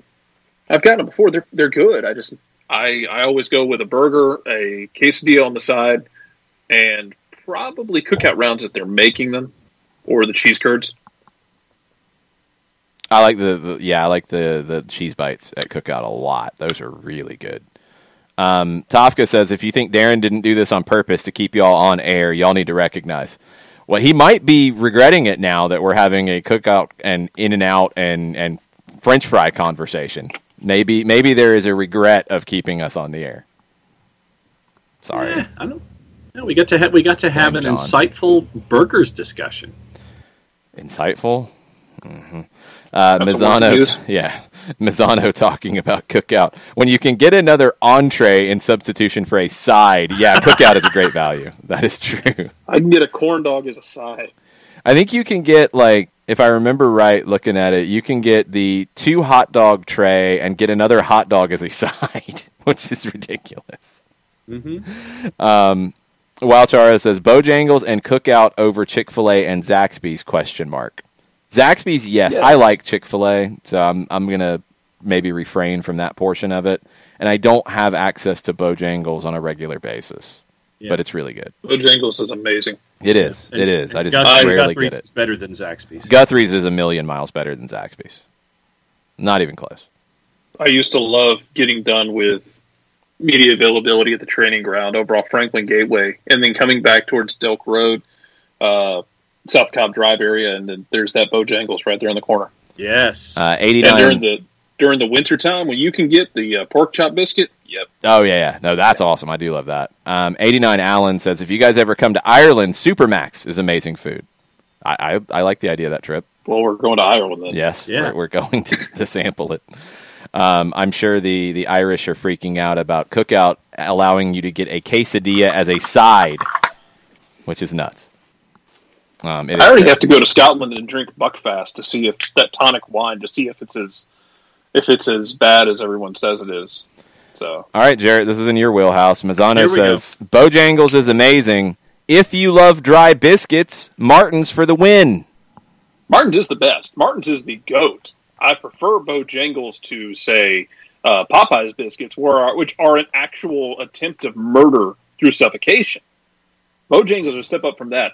Nothing touches Martin's unless you got some like greasy corner shady concession stand level gas station where some old woman who you don't know how old she is or if the ingredients are actually good or not, but she's going to make a really good biscuit. Martin's is the GOAT. You go to a chain somewhere, it's Martin's. Yeah, Martin's is absolutely the GOAT. Ricky tells us that in Alabama, if you want to compete on the chicken finger side of things, go to Footsackley's. I have never heard of this, Ricky. I've never heard of that one. No, I'll check that out. I got Next time we go to Auburn. But I'm intrigued. Last year, coming back from Birmingham, I stopped at Milo's because I knew them from the T, and I had heard they were one of those little small hamburger chains that still had some in Alabama, and Milo's was good. Milo's was really good. The sauce was a whole nother level of sauce that I loved, and people like try to figure out what's in it. It's one of those like I can make my own home version of it. It's not quite the same, but it's close. I'm trying to guess what all the ingredients are. Yeah. Today I learned they make a Buckfast tonic wine just for Ireland that has 15% alcohol in the bottle and more caffeine than a Red Bull. Wow. Whoa. That sounds possibly dangerous. Yeah, DKB says Martin's beats all in the story. Yeah, that's accurate. That's absolutely accurate. I guess we're going to the top of the hour. Yeah, because we don't have an announcement yet. Yeah, Darren's trying to drag this into a 3-hour show. Y'all are killing me, and I don't know what it is. Like I have no idea what even like category we're talking about. What this news is going to be. Mazzano, the sweet tea from Milo's is fine, but the burger at the Milo's like fast food place was amazing, and the sauce was really, really, really good. I'm also very excited because I just got the notification that my Amazon shipment of Salsa Lizano, my replenishment, has arrived. That's good news. There you go. That is good news. Salsa Lizano is amazing stuff. Greatest. Eggs and rice and salsa Lizano, and I'm good. Soccer for Good OG wants to know the gas station that Mike Conti mentioned. I don't know what that was. Was it Buc-ee's? Yeah, Buc-ee's. Yeah, Buc-ee's yeah. You could get lost in Buc-ee's and not come out for hours. You come out of changed soul. Accurate. They just opened one on 75 South, just south of Warner Robins, and that has been a big deal in Central Georgia. Nice. Okay. Hey, Jason, you want to get them to make a Poutineville in Atlanta while yes. next time you're up north? Yes, I support this. Yes. Yes, I would like Poutineville to open an outpost here in Atlanta. That would be amazing. You go to Poutineville in Montreal, and you get the checklist. I think Which does this for sandwiches, and you get the little checklist. They give you a little tiny pencil, and you mark what you want on it. It's like this big of options to put on your poutine, and it can get out of control. Really good stuff. Really good stuff. I haven't been to a Poutineville, but last time I went north, I ended up going to a Swiss chalet and just absolutely ate myself into a food coma. You think you're only ordering a small plate of whatever it is that you order, and it turns out to be the size of a basketball, the complete and total diameter of the basketball plate, and it's just stacked. Yeah, that was maybe the saddest thing about not going to Montreal last year, was not getting our yearly trip to Poutineville. But luckily, and hopefully we'll be traveling by that point, the Montreal game is later in the year, where they might be back in Montreal and we might be traveling and might get to go to Poutineville in 2021. Yeah. There we go. That'll be awesome. We're still waiting on news. Yeah. Ricky Ricardo says in Vancouver he had a Southern barbecue poutine, and it was great. I kind of went that direction the last time at Poutineville. The first time I went with the just traditional poutine. I didn't add a whole bunch of crazy stuff. The second time I added the pulled pork to it, and it was really good at Poutineville. That's a good combo. I can definitely roll with that. Man, should we just go ahead and kind of put money away and just kind of put it into some kind of an escrow account, so where we could have an SDH branch of Poutineville here in the footprint someplace? You're assuming we have money to put away. That's well. I didn't say it was going to be something that would happen overnight. Again, you're assuming we have money to put away. That's not quite there yet. We got a lot of work to do before we get into that conversation. We could start saving for a soccer down here branded Poutineville. Yeah, we've done pretty well if that happens. Somebody won the lottery if that happens. Oh, and speaking of that, yesterday, a lot of folks were intrigued by the notion of the golf tournament whenever we have it. Yeah, we will do it. We'll do that. We'll do foot golf as well. We will do these things. I think we have a request for an SDH asado as well at some point. Yes. So there will be things done when we can do things and interact with large crowds and not have socially distanced crowds like we have tonight at Red Hair, for example. It's happening slowly but surely. Hopefully people have had good success getting their vaccinations, at least getting round 1 in. I know I think it was last night, somebody had, from the I think, Jarrett, you shared this in the Discord, that they had extra shots available at the end of the night at Mercedes-Benz. And somebody else shared it. I forget who it was, but yeah, they had extra shots, and it lasted about 30 minutes. Yeah, I mean, it's happening, so get it done, and we can all slowly edge back to a new version of what we used to do. Yeah. But there will be golfing, and there will be foot golfing, and there will be asado eating under an SDH banner when those things happen. That will happen at some point. Don with a question: New York or Chicago style pizza? New York. Chicago style's good for what it is, but it's different. It's not like I could eat New York style pizza every day. I could eat Chicago style pizza once a month. It's a whole different world for me. They're both good. They're different. I'll go New York style. Have you ever Chicago's delicious, but it's like a cement block sitting in your stomach after you eat it. Yeah. Have you had Detroit style, which is the Chicago but reversed? It's not Chicago but reversed. It's not even in the same conversation. I think Detroit would probably fight you over that comment. Well, instead of the way that it's stacked, isn't it stacked upside down, basically? Isn't that it's got Detroit the bread on top? No. No. Where it's instead of the It's where instead of the cheese is on the bottom instead of on the top. It's closer to New York style. I'm not a pizza nerd here, so I'm probably going to get this wrong. But I think the better way to put it is square. Yes, but it's nowhere near as big and thick as Chicago style. But it's square, and it's maybe more like a pan kind of pizza. Yeah. I do like it. Nina and Rafi's, which is a really good pizza place on the Beltline, they do a great Detroit style. I like it a lot. I think I'm probably partial to New York style just because it's more common and it's easy to get, and it's just what I'm used to. Ricky Ricardo with an excellent point. He says, if they build a Waffle House inside MBS like there is for Truist, he will lose his mind with joy. That would be pretty awesome. That would be pretty sweet. If I could somehow get like post game, scattered, smothered, covered, chunked man, for the post game show, I could roll with that. Maybe after the post game show, that might be good for the post game show. I could roll with that. That'd be nice to have sent up to the booth. Oh, that'd be amazing. Or are they going to have the insane things like the Braves had? I guess it was 2016 when they what we considered them salting the earth to try and kill off any fans at Turner Field, where they had like the burgerita. Oh no, that's dumb. That's too much. Yeah, it was 2 personal pan pizzas with a pound of beef in between them. That's too much. Yeah. Yeah. That's a lot. That's like, oh man, it's a lot of stuff. I mean, that's like, you'd have to honestly sit there and go to, you'd have to have that for like 3 meals and just have to stash it away because there's no way that you could take it out all in one sitting.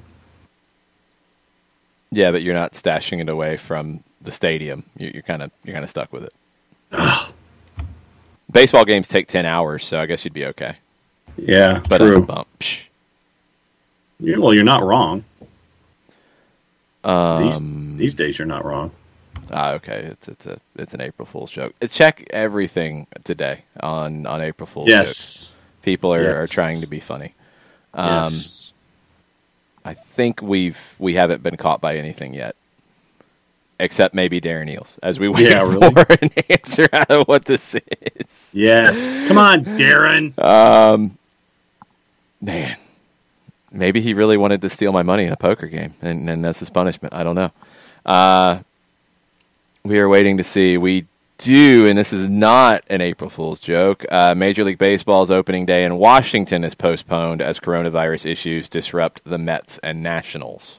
Yes. That is from the Washington Post. Happy opening day, Jarrett. Yes. And that was supposed to be. be. I'm actually just thinking of happier times, refreshing myself with all these food options that Turner Field tried to kill us with. Will said I should say that to Rob Manfred's face, and he might get sad and quit. We're not that lucky. It might benefit MLB if that happened. This man went in with the job expectation of, I bet I can make people miss Bud Selig. Mission accomplished, buddy. Alex Basine, we are not doing a 6-hour show. This is not the prank. I did not hijack Darren Eels' Twitter and Atlanta United's Twitter to make everybody think there was news coming. No, because I have a Hawks show at 2 o'clock. The No Swag Shop, Facebook.com/929thegame. We won't have fix the Hawks then. The Hawks are fine. They don't need to be fixed. They're fine. Are you being that guy? Are you being that guy, Jarrett? No, I'm just anxiety ridden right now because it's a losing streak on a West Coast swing, which happens. It happens all the time. It's exhausting. You're on the West Coast. You're traveling a lot, and it's already tiring. And so I'm just anxious for them to get back home. Yes, and I'm anxious for Lou Williams to get into the team and get back home. And Lou Williams to open his own wing shop. Yeah, no. He doesn't need to take his wings away. I need to place an order and have some of the Sweet Lou wings sent my way. That's what I need to do. Yeah. When they're back home, I think that's what we'll do. But that'll be at 2 o'clock, Facebook.com/929thegame. Then it will be heading to Red Hair for the show tonight. Show starts at 6. John has to step away to talk to Canada in the middle of the show because welcome to John's world. Kelly, 6:20. yeah. The other Is this people about will the be watching NHL show. discussion? No, it's just about whatever. It's just a Canadian visit for John in the middle of our live show every week. Yeah. Thursday visits with Canada Talks at 6:20, and so literally we go in with absolutely no rundown, and we just start talking about things for 15 minutes. Yes. So I thought so. Yes.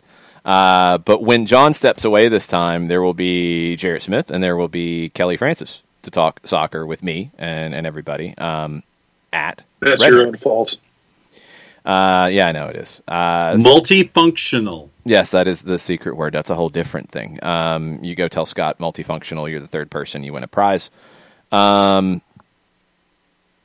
Okay, Will, I knew you were making that up, so that's why I did not even mention it. Ha ha ha. Will was trying to pull an April Fool's joke on everybody. I caught it. I checked that one out to make sure that it was a joke, because I thought it was. Flood Project tells us $50 for Twitter pics of red hair being consumed from the Twitch audience tonight during the show. You can display your red hair being consumed at home on Twitter. You take a picture of your red hair watching the show, you tag @SoccerDownHere on Twitter, and Scott will choose a winner from the people at home. Yes. And we are still waiting for an update. It's 12:01. Man! Well, and then You're giving the people what they've want. Up! You're giving We got it! Savor the spice of the South. Our official Atlanta United public sub is here. So it's a Publix Atlanta United sub. Yes. It's spicy. Okay. I was going to say, what's on it? I don't know. Do we know? No, I don't know. I see a picture. It's Go on to the the Publix and buy one. It's on the Halo board. Yeah, I'm going to have to go sample this. I can't tell from the picture what it is. Did they just cover it with mate? That's not spicy. It could be chimichurri influence. That would make sense, right? Oh, here's details. Yes. Hold on, I got you. Publix. Oh, you got details? You getting it? Yeah, I got details. What we got? Tell us about this sub, Jarrett. What's up with the sub? Let's see. Atlanta United spicy sub hot. Boar's Head Chipotle chicken breast. That's good. Boar's Head three pepper Colby Jack cheese. Pre-cooked bacon, red pepper jelly, whipped cream cheese, sea salt, black pepper potato chips, sliced garlic pickles, shredded lettuce, sliced onion. Okay, wait a minute. So the Chipotle chicken breast, I've had that. It's very, very good. I've not had the 3-pepper Colby Jack cheese, but that sounds good. I would imagine, yeah. The bacon, quality. Red pepper jelly is a good addition here. Whipped cream cheese, that's interesting. It's got chips on the sub. That's Looks like it. intriguing. It's Sliced almost garlic like they pickles. went to Promonti Brothers in Pittsburgh and just did something. That would be French fries on the sub, wouldn't it? I thought Pittsburgh did fries Yeah. on the sub, not chips. Still, it's potatoes. Yeah. I see where he's going with it. Yeah, sliced garlic pickles. Those are really underrated and really, really good. All Lettuce, pickles are sliced trash onions. and should be burned, but okay. That's a horrible take, Jarrett. I was a little skeptical when I saw this pop up because the Falcons sub they did, I didn't like the combination of stuff, and I did not sample it. I will absolutely sample that sub. Not today, but I will absolutely sample that sub very, very quick. Thomas Jewin says, from Manti Brothers, his chips in the way Darren would say it. That's accurate. Yeah. He's with you on the pickles hate, too. Jarrett? Or doner kebab if you're over in Europe. Yeah, yep. All right. We now know the news. Atlanta United has its official public sub. I think they're the first MLS Hard hitting team. journalism here. Yeah, it's important. But I think they're the first MLS team to have a Publix sub. The Falcons had one this past season. Right. I don't remember anybody else with a Publix sub, although the Florida teams might have beaten us to it. That's cool. That's cool. That's a fun thing. I like it. I'm going to sample it. We'll have taste tests and we'll compare notes. So if you get the Atlanta United spicy sub, let everybody know how you like it. I'm with Mazzano. The pepper jelly and whipped cream cheese on the sub is a different take, but it's intriguing. I I don't know if Orlando has it or not. I don't know if Miami's had one or not. They might have. As I was saying it, I'm kind of like, well, maybe the Florida teams beat Atlanta to it. It is not fully subs down here, J-Dub, but it's pretty close. Cool stuff. That's your announcement today. We'll be back later at 6 o'clock. Red Hair Brewing in Marietta. You can join us in person. Bundle up. It's going to be cold. It will be kind of inside-outside, so yes, bundle up. You can join us on Twitch, twitch.tv/soccerdownhere. You can join us either way, contribute to the show either way. We will take your questions in the last half hour of the show. They can go in any different direction. And you got Jarrett to lob questions at, and you got Kelly to lob questions at, so it could be completely out of hand. That's at 7:30. Show starts at 6. We'll see you then. Mucha plata, y'all. Mucha plata, y'all. Much obliged to y'all.